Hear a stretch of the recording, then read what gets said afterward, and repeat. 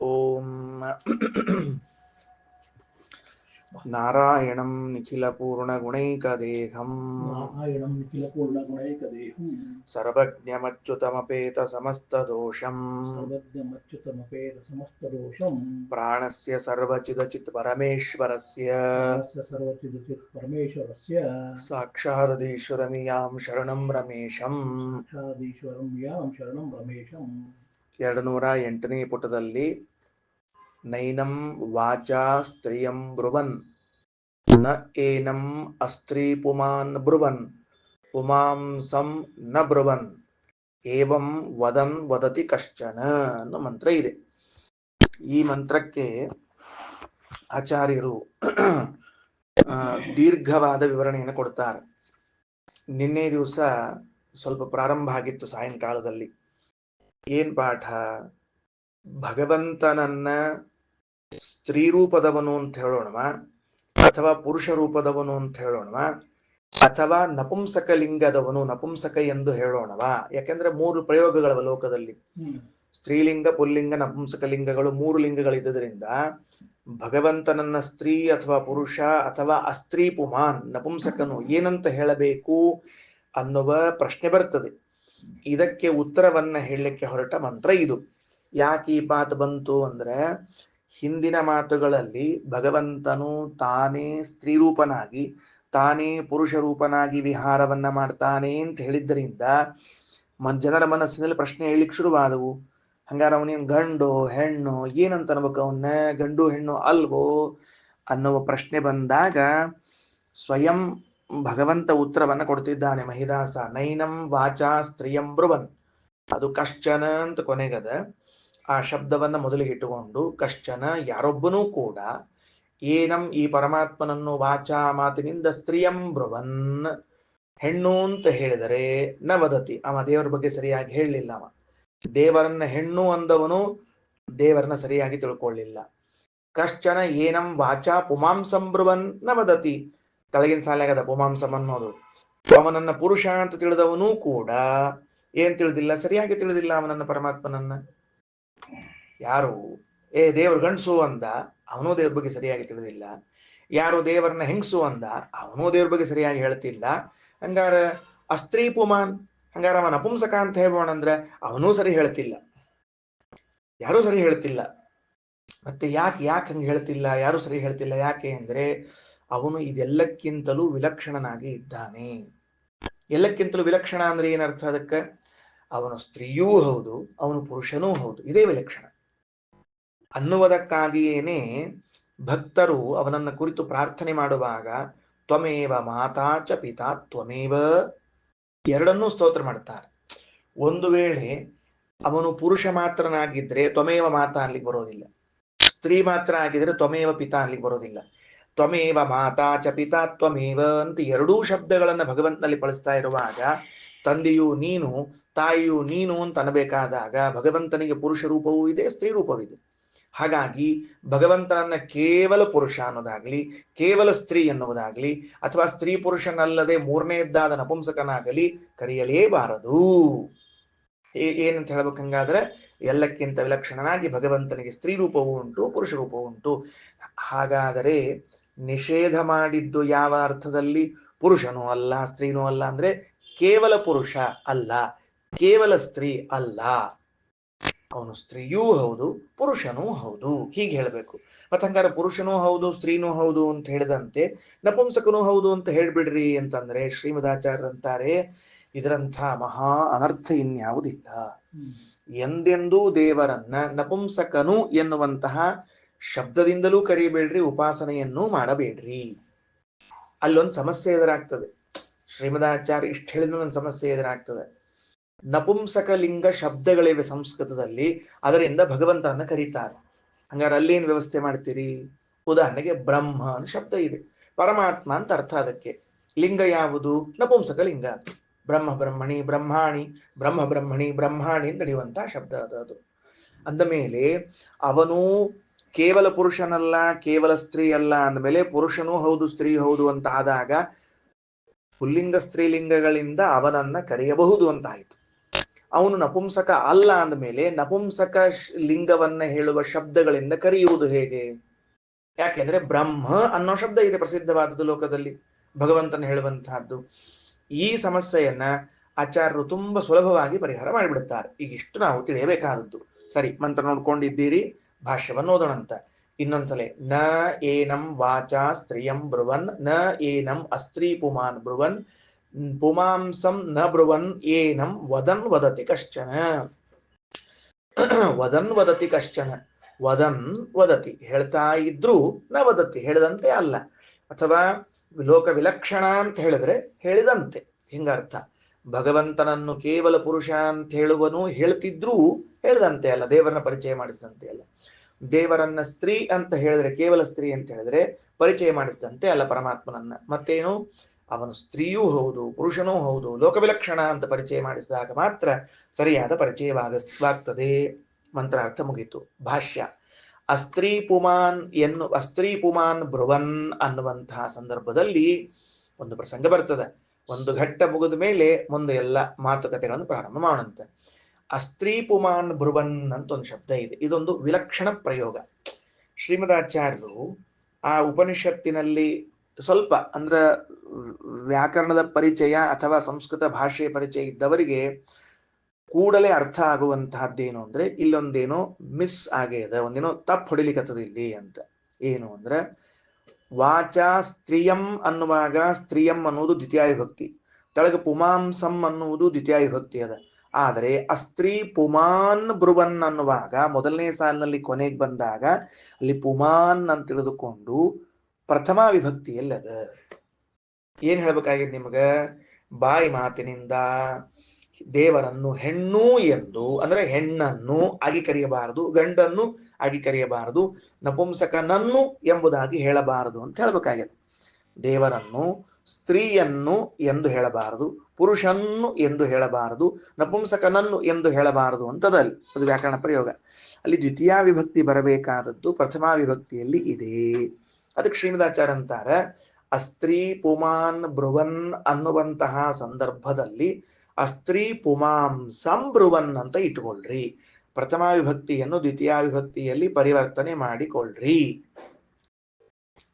ಮೈಲಿಗೆಯಲ್ಲಿದ್ದ ಪದಾರ್ಥವನ್ನ ನೀರು ಗೊಜ್ಜಿ ಮಡಿ ಮಾಡ್ಕೊಂಡಂಗ ಹೂವು ಮತ್ತ ದಾರದಾಗ ಪೋಣಿಸ್ಬಿಟ್ಟಿರ್ತಾರ, ದಾರ ಮಡಿಗೆ ಬರಂಗಿಲ್ಲ. ಏನ್ ಮಾಡ್ಬೇಕಿನ್ನ ಅಂದ್ರ ಅದನ್ನ ನೀರ್ನಾಗ ನೆನೆಸಿಕೊಂಡು ಮೈಲಿಗೆಯಲ್ಲಿದ್ದ ದಾರವನ್ನ ಮಡಿಲ್ ಮಾಡ್ಕೋತಿರೋ ಇಲ್ಲೋ, ಹಂಗ ನಮ್ಮ ಮಡಿಗೆ ಮಾತ್ರ ಸೋಮಳ ಮಡಿ ಬರುದಿಲ್ಲ. ಅದಕ್ಕೆ ಹೇಳಿದೆ, ಅದಕ್ಕೆ ಪುಮಾಂಸಂ ಬ್ರುವನ್. ಹೌದು, ನೀವ್ ಹಿಂಗ್ ಬದಲಾಯಿಸ್ಕೊಳ್ರಿ ಅಂತ ಹೇಳಿದ್ರಿ, ಶಾಸ್ತ್ರ ಬದಲಾಯಿಸ್ಕೊಳ್ಳಿಕ್ಕೆ ಅವಕಾಶ ಕೊಟ್ಟಿದೆಯಾ ಅಂದ್ರೆ ಸಪ್ತಸು ಪ್ರಥಮ ಇತಿ ಸೂತ್ರಾತ್. ಏನು ಅಂದ್ರ, ಪ್ರಥಮ ವಿಭಕ್ತಿಯಲ್ಲಿ ಇದ್ದದ್ದನ್ನು ಶಬ್ದವನ್ನು 7 ವಿಭಕ್ತಿಗಳಲ್ಲಿ ಬದಲಾವಣೆ ಮಾಡಿಕೊಳ್ಳಬಹುದು ಅಂತ ಕೊಟ್ಬಿಟ್ಟ ಸೂತ್ರಕಾರ. ವ್ಯಾಕರಣ ಶಾಸ್ತ್ರವನ್ನು ಬರೆದವರು ಪ್ರಥಮ ವಿಭಕ್ತಿಯಲ್ಲಿ ಇದ್ದ ಶಬ್ದವನ್ನು ನೀವು 7 ವಿಭಕ್ತಿಗಳಲ್ಲಿ ಹೇಳಿಕೊಳ್ಳ್ರಿ, ಯಾವುದೇ ವಿರೋಧ ಇಲ್ಲ. ಅಂದ್ರ ಪುಮಾನ್ ಅನ್ನೋ ಶಬ್ದಕ್ಕೆ ಪುರುಷನನ್ನು, ಪುರುಷನಿಂದ, ಪುರುಷರಿಗಾಗಿ, ಪುರುಷರಲ್ಲಿ ಎಲ್ಲಾ ಅರ್ಥವನ್ನು ಮಾಡ್ಲಿಕ್ಕೆ ಬರ್ತದೆ ಪ್ರಥಮ ವಿಭಕ್ತಿಯಲ್ಲಿ ಇದ್ದದ್ದು. ಅರ್ಥ ಆಯ್ತಾ? ಇದೊಂದು ಸಂಸ್ಕೃತ ಭಾಷೆಯ ಒಂದು ಸೌಲಭ್ಯ, ಫೆಸಿಲಿಟಿ. ಏನ್ ಅನುಕೂಲ ಅಂದ್ರ ಯಾವುದೇ ವಿಭಕ್ತಿಯಲ್ಲಿದ್ರು ಯಾವುದೇ ವಿಭಕ್ತಿಯಲ್ಲಿ ಬದಲಾವಣೆ ಮಾಡಿಕೊಳ್ಳಿಕ್ ಒಂದು ಅವಕಾಶ ಅದ. ಅದನ್ನೇ ಮತ್ತೆ ಸೂತ್ರ ಹೇಳಿದ್ದು, ಸಪ್ತಸು ಪ್ರಥಮ ಅಂತ ಸೂತ್ರ ಹೇಳಿದ್ದು. ಹಿಂಗ ಇದ್ದದ್ದಕ್ಕನ ಪ್ರಯೋಗಗಳೆಲ್ಲ ಎಬಡ ಪ್ರಯೋಗ ಮಾಡ್ಬಿಟ್ಟಿರ್ತಾರ ಅವರು. ವೇದಗಳಲ್ಲಿ ಹೆಂಗ್ ಬೇಕಂಗ್ ಪ್ರಯೋಗ ಇರ್ತಾವ. ಯಾಕೆ ಹಂಗಿರ್ತದ ಅಂದ್ರೆ ಸೌಲಭ್ಯ ಅದ, ಅದರದ್ದು ಫ್ಲೆಕ್ಸಿಬಲ್ ಅದ, ಅದು ಹೆಂಗ್ ಬೇಕಂಗ್ ಮಾಡ್ಕೋಬಹುದು ನೀವು ಅದನ್ನ ಅನ್ನೋದಕ್ಕೆ ಹಂಗ್ ಮಾಡಿರ್ತಾರ ಸಪ್ತಸು ಪ್ರಥಮ ಅಂತ. ಹೌದು, ವ್ಯತ್ಯಾಸ ಮಾಡಿಕೊಳ್ಳಿಕ್ಕೆ ಅವಕಾಶ ಕೊಟ್ಟಿರ್ಲಿ. ಹಾಗೆ ವ್ಯತ್ಯಾಸ ಮಾಡಿದ್ರಿಂದ ಅರ್ಥವೇನಾದ್ರೂ ವಿಶೇಷ ಬಂದಿತಾ? ಏನ್ ಬರ್ಲಿಲ್ವಾ? ಏನ್ ಇಂಟೆನ್ಷನ್ ಇದೆ ನಿಮ್ದು? ಏನೋ ಇಂಟೆನ್ಷನ್ ಇಲ್ಲದೆ ಹಂಗ್ ಮಾಡಬಾರ್ದಲ್ಲ. ಉದ್ದೇಶ ಬೇಕಲ್ಲ. ಒಬ್ಬರನ್ನ ಮೊದಲನೇ ಸಾಲಿನಲ್ಲಿ ಕೂಡಿಸಿ ಇನ್ನೊಬ್ಬರು 2ನೇ ಸಾಲಿನಲ್ಲಿ ಕೂಡಿಸ್ಬೇಕಾದ್ರೆ ನಿಮ್ ಉದ್ದೇಶ ಏನೋ ಇದೆ ಅಲ್ಲಿ. ಇವನು ಉತ್ತಮ ಅವನ ಅಧಮ ಅಂತ ತೋರಿಸುವಂತ ಉದ್ದೇಶ ಇದೆ ನಿಮಗೆ. ನೀವು ಇಲ್ಲಿ ಮೊದಲನೇ ಇಲ್ಲಿಗೆ ನೀವು ಕೂಡ್ರಿ, 2ನೇ ಇಲ್ಲಿಗೆ ಅವ್ರು ಕೂಡ್ರಿ ಅಂತ ಹೇಳ್ತಿದ್ದಾರೆ ಅಂದ್ರೆ ಅವನು ಉತ್ತಮ ನೀನ್ ಅಧಮ ಅಂತ ಅನ್ನೋ ಜ್ಞಾನ ಇರ್ಲಿ ಅಂತ ತಿಳಿಸ್ಲಿಕ್ಕತ್ತಾರ. ಹಂಗಾದ್ರ 1, 2 ಚೇಂಜ್ ಮಾಡಿದ್ದಕ್ಕೆ ಹಿಂಗ್ ವ್ಯತ್ಯಾಸ ಆಗೋದಾದ್ರೆ ಈ ಪ್ರಥಮ ವಿಭಕ್ತಿಯಲ್ಲಿ ಇದ್ದದನ್ನ ದ್ವಿತೀಯ ವಿಭಕ್ತಿಯಲ್ಲಿ ಮಾಡಿಕೊಂಡಾಗ ಇಲ್ಲೇನು ಒಂದು ವ್ಯತ್ಯಾಸದ ಅರ್ಥ ಏನಿದೆ ಅಂತ ಕೇಳಿದ್ರೆ ಸ್ವಾತಂತ್ರ್ಯ ವಿಭಕ್ತಿ ವ್ಯತ್ಯಯ. ಮುಂದಿನ ವಾಕ್ಯ ಶ್ರೀಮದಾಚಾರ್ಯರು ಸ್ವಾತಂತ್ರ್ಯೇ ವಿಭಕ್ತಿ ವ್ಯತ್ಯಯ. ವಿಭಕ್ತಿಯ ವ್ಯತ್ಯಾಸವು ಸ್ವಾತಂತ್ರ್ಯ ಎಂಬ ಅರ್ಥವನ್ನ ಹೇಳ್ತಾ ಇದೆ. ತುಂಬಾ ಗಂಭೀರವಾದ ವಿಷಯ ಇದು. ಸ್ವಲ್ಪ 1 ಸೆಕೆಂಡ್ ಲಕ್ಷ್ಯ ಕೊಟ್ರೆ ಸಾಕು. ಅಷ್ಟು ಗಂಭೀರವಾಗಿದ್ದದಕ್ಕೆ ನಿಮ್ದು 1 ಸೆಕೆಂಡ್ ಲಕ್ಷ್ಯ ಸಾಕು ನಮಗೆ. ಏನು ಸ್ವಾತಂತ್ರ್ಯ ಎಂಬ ಅರ್ಥವನ್ನ ಹೇಳ್ತದ. ಎಲ್ಲಿ ಹಿಂಗ್ ವಿಭಕ್ತಿ ವ್ಯತ್ಯಾಸ ಆದಾಗ ಅಲ್ಲಿ ಸ್ವಾತಂತ್ರ್ಯವೆಂಬುವಂತಹ ಅರ್ಥವನ್ನ ಹೇಳ್ತದ. ಏನ್ ಹೆಂಗಂದ್ರ ಸ್ವಾತಂತ್ರ್ಯ ಎಂಬ ಅರ್ಥ ಹೇಳ್ತದಂದ್ರೆ ಏನಾಗ್ತದಕ್ಕೆ ಏನಾಗ್ತದಕ್ಕೆ ಈಗ ಅಂದ್ರ ನಪುಂಸಕನನ್ನಾಗಿ ಹೇಳಬಾರದು. ಇಲ್ಲೇನ್ ಸ್ವಾತಂತ್ರ್ಯ ಏನ್ ಬಂತ ಇಲ್ಲಿ ಅರ್ಥ ಆಗಿಲ್ಲ. ಪುರುಷನನ್ನಾಗಿ ಸ್ತ್ರೀಯನ್ನಾಗಿ ನಪುಂಸಕನನ್ನಾಗಿ ಅಂತ ಅಷ್ಟದ. ಇದು ಪ್ರಥಮ ವಿಭಕ್ತಿಯಲ್ಲಿ ಇದ್ದದ್ದು ದ್ವಿತೀಯ ವಿಭಕ್ತಿಗೆ ಬಂದ ಮಾತ್ರಕ್ಕೆ ಸ್ವಾತಂತ್ರ್ಯ ಏನ್ ಬಂತು ಅಂತಂದ್ರೆ ಅದಕ್ಕೆ ಇಷ್ಟ ಅರ್ಥ ಮಾಡಬೇಕು.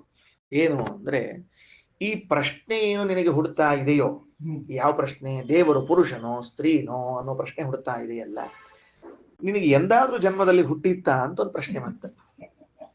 ಎಂದಾದ್ರೂ ನಿನಗೆ ಜನ್ಮದಲ್ಲಿ ಅವನು ಪುರುಷನ ಸ್ತ್ರೀಯ ಏನು ದೇವರು ಅಂತ ಇವತ್ತಿಗೆ ಕೇಳಿಲ್ಲ, ಹಿಂದೂ ಕೇಳಿಲ್ಲ. ಅಷ್ಟೇ ಅಲ್ರಿ, ಪಾಠ ಮುಗಿದ್ಮೇಲೆ ಮುಂದೆ ಕೇಳುತ್ತಿಲ್ಲ.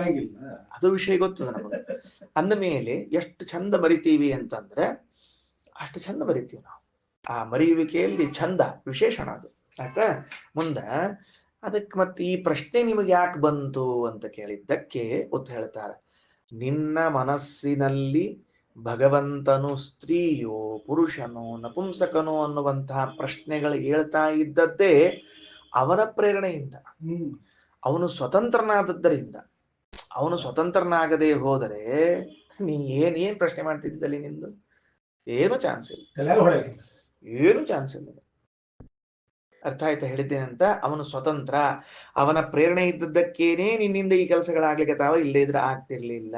ಇದು ಒಂದರ್ಥ. ಎರಡನೇ ಅರ್ಥ ಏನು ಅಂತಂದ್ರೆ ಈ ಪ್ರಶ್ನೆಯನ್ನ ಪ್ರಶ್ನೆ ಮಾಡುವುದಕ್ಕೂ ಅವನೇ ಸ್ವತಂತ್ರ, ಅವನೇ ಪ್ರಶ್ನೆ ಮಾಡ್ಬೇಕು ಹೊರತಾಗಿ ನೀನ್ ಪ್ರಶ್ನೆ ಮಾಡಲಾರಿ. ನೀ ಈ ಪ್ರಶ್ನೆ ಮಾಡಿದ್ದು ಅವನೇ, ನೀ ಅಲ್ಲೇ ಅಲ್ಲ. ನಿನ್ನೊಳಗೆ ನಿಂತು ಪ್ರಶ್ನೆ ಮಾಡಿದವ ಅವ, ನೀ ಪ್ರಶ್ನೆ ಮಾಡಿದವ ಅಂತ ತಿಳ್ಕೋಬೇಡ. ಈ ಪ್ರಶ್ನೆಗಳು ನಿನ್ನಲ್ಲಿ ಎದ್ದದ್ದು ಅವನಿಂದಲೇ, ಅವನೇ ಈ ಪ್ರಶ್ನೆಯನ್ನ ಮಾಡಿದ್ದು. ಎರಡು ಬಹಳ ವ್ಯತ್ಯಾಸದ, ಸೂಕ್ಷ್ಮ ವ್ಯತ್ಯಾಸದ. ಎಷ್ಟು ವ್ಯತ್ಯಾಸದ ಅಂತಂದ್ರ ಅದು ನಿಮಗೆ ಗೊತ್ತಾಗ್ಲಾರ್ದ್ರೆ ಸೂಕ್ಷ್ಮದ ವ್ಯತ್ಯಾಸದ. ಗೆರಿ ಹಾಕಿದ್ರಂತ ಯಾರೋ ಒಬ್ರು. ಎದರ್ಲಿ ಗೆರಿ ಹಾಕಿದ್ರು ಅಂದ್ರೆ ಹಸಿ ಕೈಲಿ ಗೆರಿ ಹಾಕಿದ್ರಂತ. ಅದಕ್ಕೆ ವ್ಯತ್ಯಾಸದ ಅಂತ ತೋರಿಸ್ಲಿಕ್ಕೆ. ಎರಡನೇ ಸರ್ತಿ ನೋಡೋ ಹೊತ್ತಿಗೆ ಹಸಿ ಕೈ ಯಾರೇ ಬಿಟ್ಟಿತ್ತಂತ, ಗೆರಿನೇ ಕಾಣಿಸ್ಲಿಲ್ಲ ಅಂತ. ಬಟ್ ಗೆರಿ ಇತ್ತು ಆದ್ರೆ ಕಾಣಿಸ್ಲಿಲ್ಲ. ವ್ಯತ್ಯಾಸ ಇದೆ, ಕಾಣಿಸ್ಲಿಲ್ಲ. ಅರ್ಥ ಆಯ್ತಾ? ಏನಂತ ಹೇಳಿದ್ದು? ನನ್ನ ಮನಸ್ಸಿನಲ್ಲಿ ಈ ವಿಚಾರಗಳು ಹೇಳ್ತಾ ಇವೆ, ಇದಕ್ಕೆ ಪ್ರೇರಕನಾದವನು ಭಗವಂತ. ಇದೊಂದು ಪ್ರತ್ಯೇಕ ಸಬ್ಜೆಕ್ಟ್. ಈ ಪ್ರಶ್ನೆಯನ್ನ ಮಾಡ್ತಾ ಇದ್ದವನೇ ಅವನು, ಇದು ಪ್ರತ್ಯೇಕ ಸಬ್ಜೆಕ್ಟ್. ಸ್ವಾತಂತ್ರ್ಯ, ಪರಾಧೀನವಾದ ಸ್ವಾತಂತ್ರ್ಯ ಎರಡು ಬರ್ತಕ್ಕಂಥದ್ದು ಇದರಲ್ಲಿ. ಹಂಗೆಂಗ್ ಬಂತು ಅಂತ ಕೇಳಿದ್ರೆ ಪ್ರಥಮ ವಿಭಕ್ತಿ ಮತ್ತು ದ್ವಿತೀಯ ವಿಭಕ್ತಿಗಳನ್ನ ಅರ್ಥೈಸಿಕೊಳ್ಳ್ರಿ. ಪ್ರಥಮ ವಿಭಕ್ತಿ ಏನ ಅರ್ಥ ಅಂತ ಕೇಳಿದ್ರೆ ಪಾಣಿನಿಯು ಪ್ರಥಮ ವಿಭಕ್ತಿಯ ಅರ್ಥವನ್ನ ಸ್ವತಂತ್ರ ಕರ್ತ ಅಂತ ಬರೆದಿದ್ದಾರೆ. ಈಗ ರಾಮ ಗ್ರಾಮಂ ಗಚ್ಚತಿ ಅಂತದ. ರಾಮ ಗ್ರಾಮಂ ಗಚ್ಚತಿ ಅಂದ್ರೆ ಗ್ರಾಮ ಗಮನ ವಿಷಯೇ ಸ್ವಾತಂತ್ರ್ಯಂ ಕಸ್ಯ ವರ್ತತೆ? ರಾಮಸ್ಯ. ಊರ್ಗ್ ಹೋಗೋದು ಬಿಡೋದು ಸ್ವಾತಂತ್ರ್ಯ ಯಾರಿಗದ? ರಾಮಗದ. ಬೇಕಾದ್ರೆ ಹೋಗ್ತಾನ, ಬಿಡ ಮನ್ಯಾಗ ಕೊಡ್ತಾನ. ತಿಳಿದಿಲ್ಲ? ರಾಮ ಗ್ರಾಮಂ ಗಚ್ಚತಿ. ಈ ಗಮನವೆಂಬ ಕ್ರಿಯೆಯಲ್ಲಿ ಸ್ವಾತಂತ್ರ್ಯ ಯಾರಿಗದ ಅಂದ್ರೆ ರಾಮನಿಗದ ಹೊರತಾಗಿ ಗ್ರಾಮಕ್ಕಿಲ್ಲ. ಹಳ್ಳಿ ನೀ ಬಂದ್ರೆ ಬಾ, ಬಿಟ್ರು ಬಿಡು, ನಾ ಹೋಗ್ತೀನಿ ತಿಂಗಳಲ್ಲಿ ಬರ್ತೇನೆ, ಬರುದಿಲ್ಲ ಅದಕ್ಕೆ. ಆದ್ರೆ ಆ ಕ್ರಿಯೆಯಲ್ಲಿ ಕರ್ತೃವಾದವನ್ನ ಸ್ವತಂತ್ರ ಅಂತ ಕರೀತಾರೆ, ಕರ್ಮವನ್ನ ಅಸ್ವತಂತ್ರವೆಂದು ಕರೆಯುತ್ತಾರೆ. ಹಾಗೆಯೇ ಈ ಪ್ರಥಮ ವಿಭಕ್ತಿಯಲ್ಲಿ ಏನಿತ್ತಲ್ಲ ಆ ಸ್ತ್ರೀ ಪುಮಾನ್ ಅನ್ನುವಂತಹದ್ದು, ಅದು ಪ್ರಥಮ ವಿಭಕ್ತಿ ಏನ್ ತಿಳಿಸ್ಲಿಕ್ಕತ್ತದ? ಆ ಪ್ರಯೋಗ ಭಗವಂತ ಏನ್ ತಿಳಿಸ್ಲಿಕ್ಕತ್ತಾನಂದ್ರೆ ಈ ಪ್ರಶ್ನೆ ಮಾಡುವ ವಿಷಯದಲ್ಲೂ ನಾನು ಸ್ವತಂತ್ರ, ನೀವಲ್ಲ, ನಾನೇ ಪ್ರಶ್ನೆ ಮಾಡ್ತೀನಿ ತಗೊಳ್ರಿ ಅಂತ ಹೇಳ್ತಾ ಇದ್ದಾನೆ.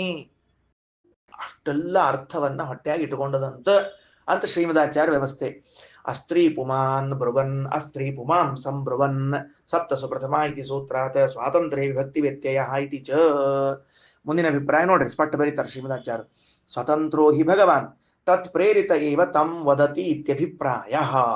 ಸ್ವತಂತ್ರನಾದ ಭಗವಂತ ಅವನಿಂದ ಪ್ರೇರಿತನಾದಾಗಲೇನೆ ತಂ ವದತಿ, ಅವನನ್ನು ಕುರಿತು ಈ ಪ್ರಶ್ನೆ ಮಾಡ್ತಾನ ಅಂತ ಅರ್ಥ. ವದನ್ ವದತಿ, ವದನ್ನೇವ ವದತಿ, ವದನ್ನೇವ ನ ವದತಿ.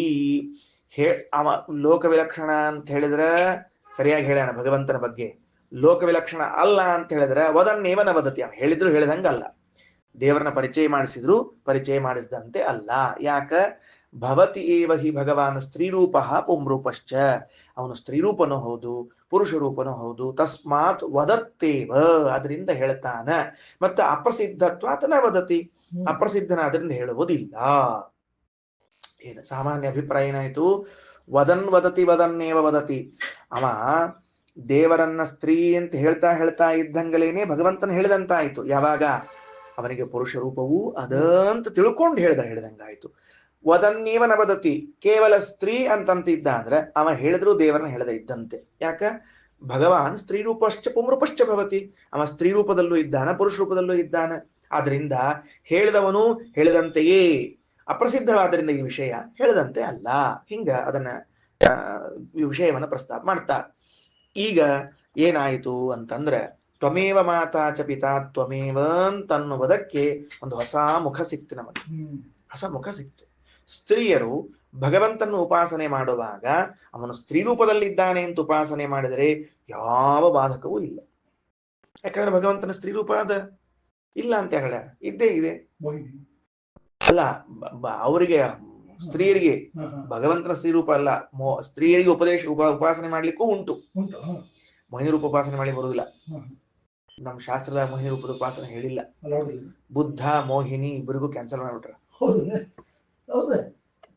ಎಲ್ಲೂ ಮೋಹಿನಿ ಪ್ರತಿಮಾ ಇಲ್ಲ, ನೆನ್ಪಿಟ್ಕೊಡ್ರಿ. ಎಲ್ರ ಅವೇನ್ ನೋಡ್ರಿ, ಕೃಷ್ಣಗ ವೇಷ ಹಾಕೋದು ಮೋಹಿನಿಯನ್ನ.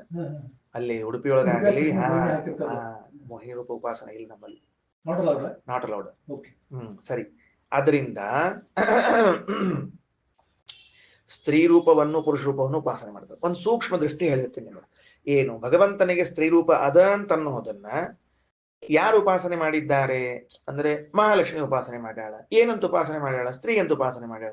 ಹೆಂಗ ಸ್ತ್ರೀ ಅಂತ ಉಪಾಸನೆ ಮಾಡ್ಯಾಳ? ನನ್ನಲ್ಲಿದ್ದ ಭಗವಂತ. ಗಂಡ ಅಂತ ಉಪಾಸನೆ ಮಾಡೋದು ಬೇರೆ, ಪುರುಷ ಅಂತ ಉಪಾಸನೆ ಮಾಡೋದು ಬೇರೆ. ಮತ್ತ ಅದಕ್ಕೆ ನಿಷೇಧ ಮಾಡ್ಲಿಕ್ಕೆ ಅಂತ ತಿಳಿಬೇಡ್ರಿ. ಕೆಲವ್ರು ನಮ್ಮಲ್ಲಿ ಅಂಥ ಮೇಧಾವಿ ಪುರುಷರಿದ್ದಾರೆ, ಯಾವ್ದಾರ ಒಂದು ಹೇಳ್ಕೊಂಡು ಇನ್ನೊಂದು ನಿಷೇಧ ಮಾಡ್ರಿ ಅಂತ ತಿಳ್ಕೊತಿರ್ತಾರೆ. ಹಂಗೆಲ್ಲ ತಿಳ್ಕೊಬೇಡ್ರಿ. ಯಾವ ವಿಷಯ ಅನ್ನೋದು ಅದಷ್ಟ ತಿಳ್ಕೊಬೇಕು, ಉಳಿದದನ್ನ ನಿಷೇಧ ಮಾಡಿಲ್ಲ. ಎಲ್ಲಿ ನಿಷೇಧ ಮಾಡಬೇಕು ಅಂತದಲ್ಲಿ ನಾವಿಲ್ಲ ಅಂತ ಹೇಳ್ತೀವಿ. ಅದಕ್ಕೆ ಬಹಳ ಬುದ್ಧಿಗೆ ಒತ್ತು ಹಾಕ್ಬೇಡ್ರಿ, ಶ್ರಮ ಆಗ್ತದೆ. ಅದಕ್ಕೆ ನಿಷೇಧದ ಬಗ್ಗೆ ಮಾತಾಡ್ತಿಲ್ಲ. ಸ್ತ್ರೀಯರು ಭಗವಂತನನ್ನು ಮಹಾಲಕ್ಷ್ಮಿ ಗಂಡ ಪುರುಷ ಅಂತ ಉಪಾಸನೆ ಮಾಡಿದ ಮೇಲೂ ಹೆಣ್ಣು ಅಂತ ಉಪಾಸನೆ ಮಾಡ್ತಾಳ ಅಂತ ಹೊಸ ಅಂಶ ಹೇಳಿಕ್ ಹೊರಟಿದ್ದೀನಿ. ನಮ್ದು ಹೊಸ ಅಂಶ ಗ್ರಹಣ ಮಾಡ್ಲಾರ್ದ ತುಕ್ ಹಿಡಿದ ಹಳಿ ಅಂಶ ಗ್ರಹಣ ಮಾಡ್ಲಿಕ್ಕೆ ಬುದ್ಧಿ ಅಂದ್ರೆ ಇನ್ನು ಅಲ್ಲೇ ಕೂತೀರಿ ಅಂತ ಅರ್ಥ. ಅದಕ್ಕೆ ಸ್ತ್ರೀ ಅಂತ ಉಪಾಸನೆ ಮಾಡ್ಲಿಕ್ಕತ್ತಾರ. ಹೆಂಗ ಅಂದ್ರೆ ವಿಷ್ಣು ಸಹಸ್ರನಾಮದಲ್ಲಿ ಹೇಳುವಾಗ ಅನಾದಿರ್ಭೂರ್ಭುವೋ ಲಕ್ಷ್ಮೀ ಸುವೀರೋ ರುಚಿರಾಂಗದ ಅಂತದ ನಾಮ. ಅಲ್ಲಿ ಲಕ್ಷ್ಮೀ ಅಂತ ಭಗವಂತನನ್ನ ಭೀಷ್ಮಾಚಾರ್ಯ ಕರೆದಾರ. ಪಾರಾಯಣ ಮಾಡ್ಬೇಡ್ರಿ, ಸ್ವಲ್ಪ ಅರ್ಥ ತಿಳ್ಕೊಳ್ರಿ, ಇಲ್ಲಾಂದ್ರೆ ನನ್ನ ಕಡೆ ಬರ್ರಿ. ಅದಕ್ಕೆ ಅನಾದಿ ಲಕ್ಷ್ಮೀ, ಆ ಲಕ್ಷ್ಮೀ ತಿಳ್ಕೊಂಡು ಹೇಳಿದ್ದು ಭಗವಂತನ ಸ್ತ್ರೀ ರೂಪ. ಅದು ಎಲ್ಲಿದೆ ಅಂದ್ರೆ ಲಕ್ಷ್ಮಿಗೆ ಅಂತರ್ಯಾಮಿಯಾಗಿ ಬಿಂಬನಾಗಿ ಇದ್ದವನು ಲಕ್ಷ್ಮೀ ನಾಮಕನಾಗಿದ್ದಾನೆ. ಅದಕ್ಕೆ ತನ್ನ ಬಿಂಬವನ್ನ ತಾನು ಉಪಾಸನೆ ಮಾಡುವಾಗ ಮಹಾಲಕ್ಷ್ಮಿ ಲಕ್ಷ್ಮೀ ಹಿಂದ ಸ್ತ್ರೀ ರೂಪವನ್ನು ಉಪಾಸನೆ ಮಾಡ್ತಾಳೆ. ಯಾಕ? ಬಿಂಬ ಯದ್ರೂಪವೋ ಮತ್ತೆ ಪ್ರತಿಬಿಂಬವೂ ತದ್ರೂಪ ಆಗಬೇಕಲ್ಲ. ಮತ್ತೆ ಬಿಂಬ ಯದ್ರೂಪವೋ ಪ್ರತಿಬಿಂಬವೂ ತದ್ರೂಪ ಆಗಬೇಕಲ್ಲ.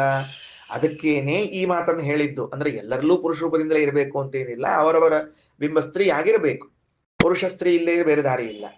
ಅದಕ್ಕೆ ನಿಯತ ಗುರುಗಳು ಬಂದು ಉಪದೇಶ ಮಾಡಿದಾಗ ನಮ್ಮ ಬಿಂಬ ಗೊತ್ತಾಗ್ತದ ಅಂತ ಹೇಳೋದು ಹೊರತಾಗಿ ಪಾಠದಾಗ ಪುರಾಣದ ಹೇಳಿದ್ಕೊಳ್ಳಿ ನಮ್ಮ ಸ್ತ್ರೀ ಭಗವಂತನ ಬಿಂಬ ರೂಪ ಗೊತ್ತಾಯ್ತು ಅಂತ ಮಾತ್ರ ತಿಳಿಬಾರದು. ಇದಿಷ್ಟು ನನ್ನ ವೈಯಕ್ತಿಕ ಅಭಿಪ್ರಾಯ. ನಿಮ್ದೇನಾದ್ರೂ ಭಿನ್ನ ಅಭಿಪ್ರಾಯ ಇದ್ರೆ ನಿಮ್ ಕಡೆ ಇರ್ಲಿ ಮುಂದೆ.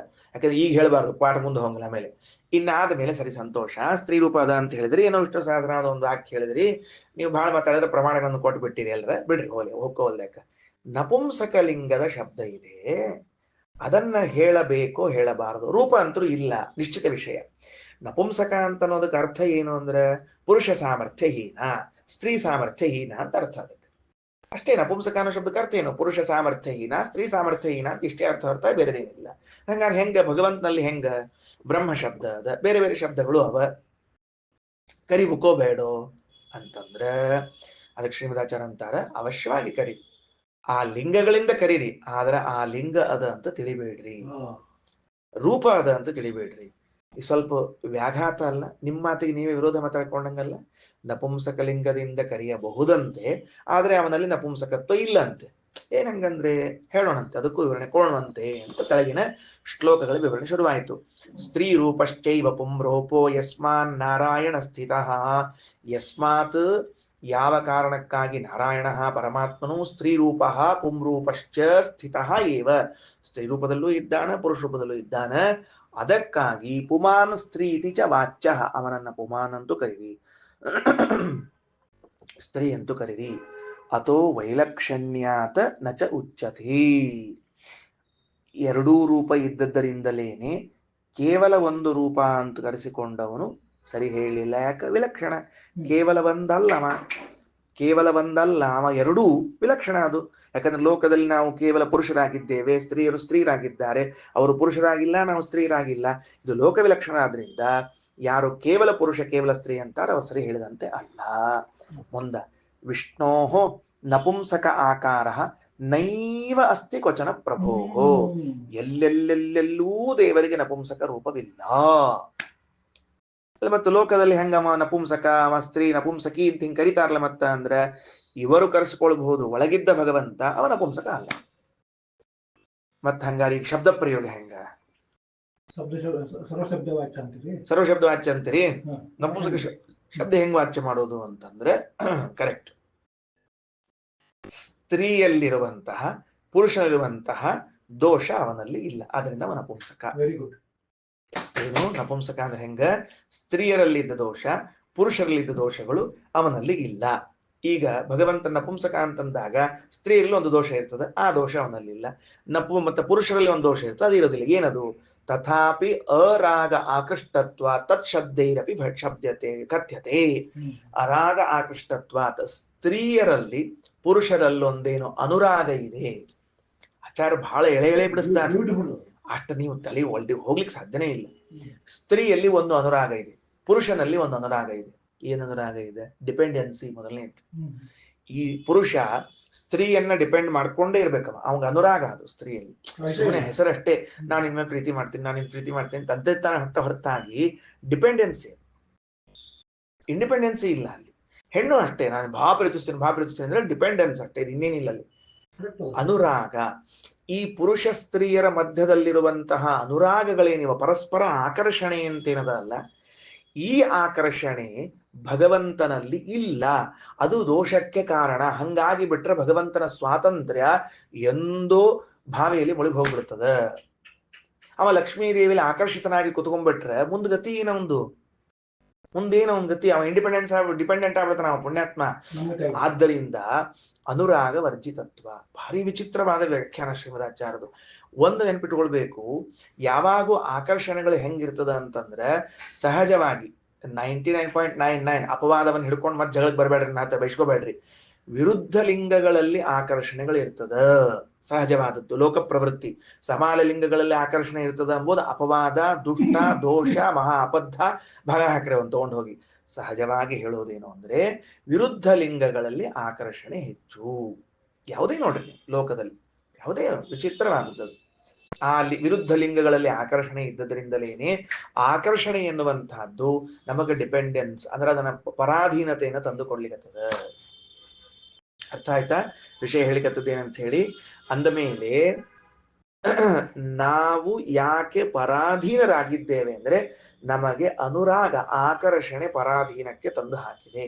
ಯಾವಾಗ ನೀನು ಆಕರ್ಷಣೆಯನ್ನು ಕಳೆದುಕೊಳ್ತೀಯ, ಅನುರಾಗವನ್ನು ಕಳ್ಕೊಳ್ತೀಯ, ಆವಾಗ ನಿನಗೆ ಪರಾಧೀನತೆ ಹೊರಟು ಹೋಗ್ತದೆ. ಅದನ್ನೇ ಇನ್ನೊಂದು ಭಾಷೆಯಲ್ಲಿ ವೈರಾಗ್ಯ ಅಂತ ಕರೆದದ್ದು. ವೈರಾಗ್ಯ ಅಂದ್ರೆ ಏನು? ಆಕರ್ಷಣೆ ಹೋಯ್ತು ಎಲ್ಲಾ ವಸ್ತುವಿನದ್ದು, ಎಲ್ಲಾ ವಸ್ತುಗಳ ಆಕರ್ಷಣೆ ಹೋಯ್ತು ಅಂದ್ರೆ ನೀನು ಪರಾಧೀನತೆ ಹೋಯ್ತು, ನೀನ್ ಸ್ವತಂತ್ರ ಆಗ್ಬಿಟ್ನಿ. ಯಾರದೇನ್ರಿ ನಮ್ಗೇನ್ ಆಗ್ಬೇಕಾಗಿದ್ರಿ ಆಚಾರ? ಕುಚ್ ಏನಾನೇ ದೇನಾನೇ ಬಾಕಿನೇ ಕುಚನೆ ಅಂತ ಹೇಳ್ಬೋದು ಕೆಲಸ ಆಗಿರುತ್ತೆ. ಅಂದ ಮೇಲೆ ಇದನ್ನ ನಾವು ಅರ್ಥ ಮಾಡಿಕೊಳ್ಳಬೇಕು. ತಥಾಪಿ ಅರಾಗಾಕೃಷ್ಟತ್ವ ತತ್ ಶಬ್ದೇನಪಿ ಕಥ್ಯತೆ. ಒಂದು ಘಟ್ಟ ಮುಗೀತು.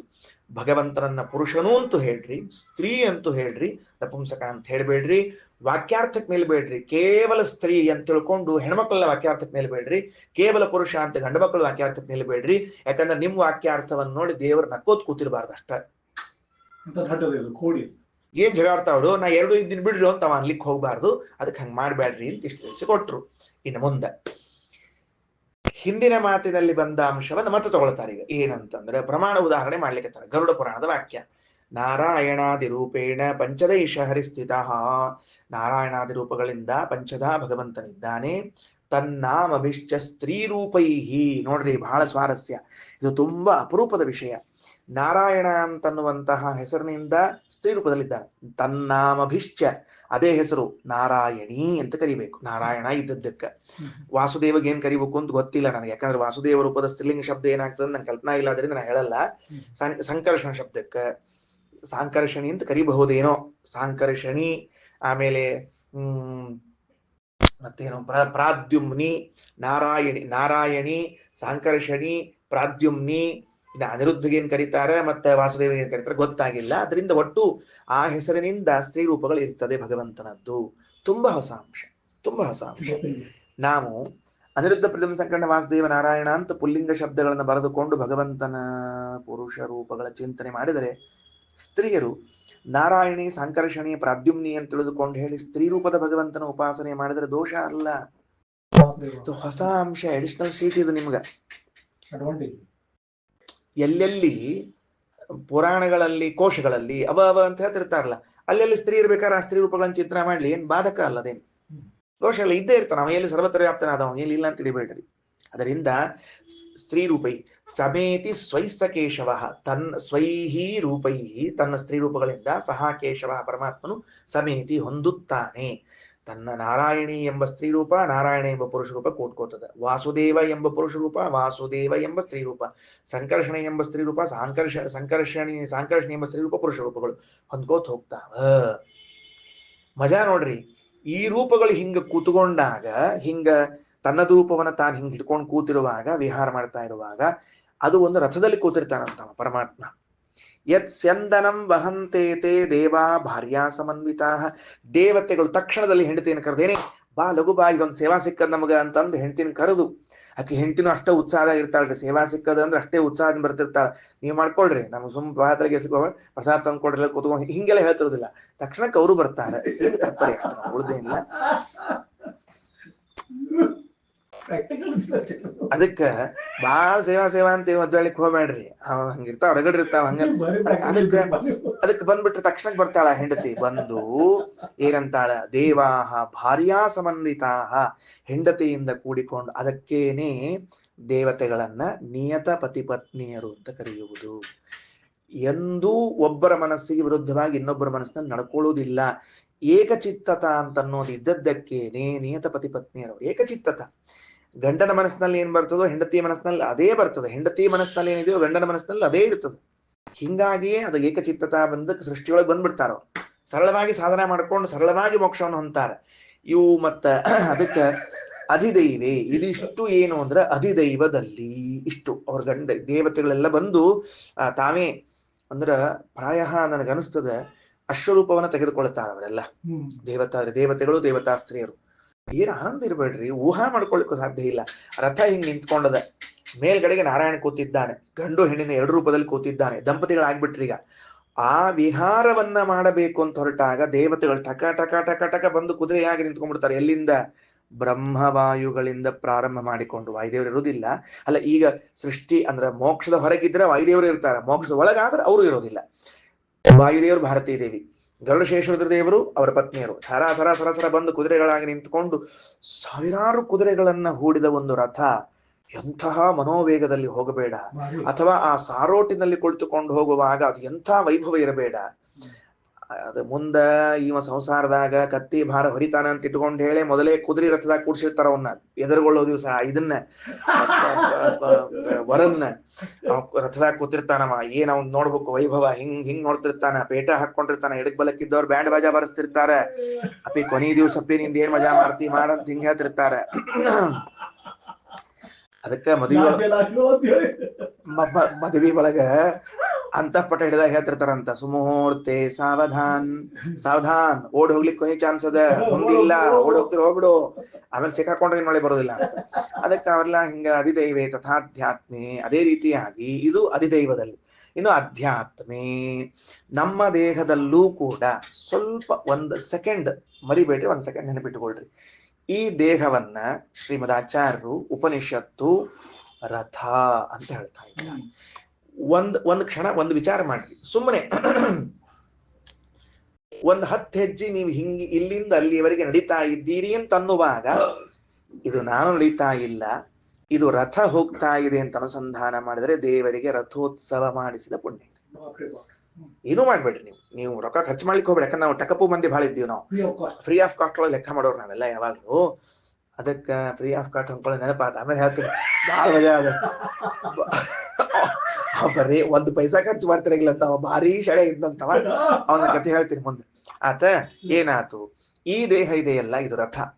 ನಮ್ಮ ಸ್ವಾಮಿಗಳು ರಘುಪ್ರಿಯ ತೀರ್ಥರು ಉಪನ್ಯಾಸ ಮಾಡ್ತಿರ್ಬೇಕು, ಕೇಳಿದ್ರೇನಪ್ಪ ಅವ್ರು ಉಪನ್ಯಾಸ ಮಾಡುವಾಗ ಬಹಳ ಅಂತರ ಬಹಳ ನಮಗ ಸ್ವಾಮಿಗಳಿಗೆ. ಯಾಕಂದ್ರೆ ಅವ್ರು ಬಹಳ ವಯೋವೃದ್ಧರು, ನಾವು ಸಣ್ಣ ಸಣ್ಣವರು ಉಪನ್ಯಾಸ ಮಾಡ್ತಾ ಇರುವಾಗ ಮುಂದೆ ಕೂತಿರ್ಬೇಕು. ಅಲ್ಲಿ ಬಾರಿ ಏನಂತ ತಿಳ್ಕೊಂಡಿ, ಈ ದೇಹ ಅಂದ್ರ ರಥ ಅದು ಅಂತ ಅನ್ಬೇಕು.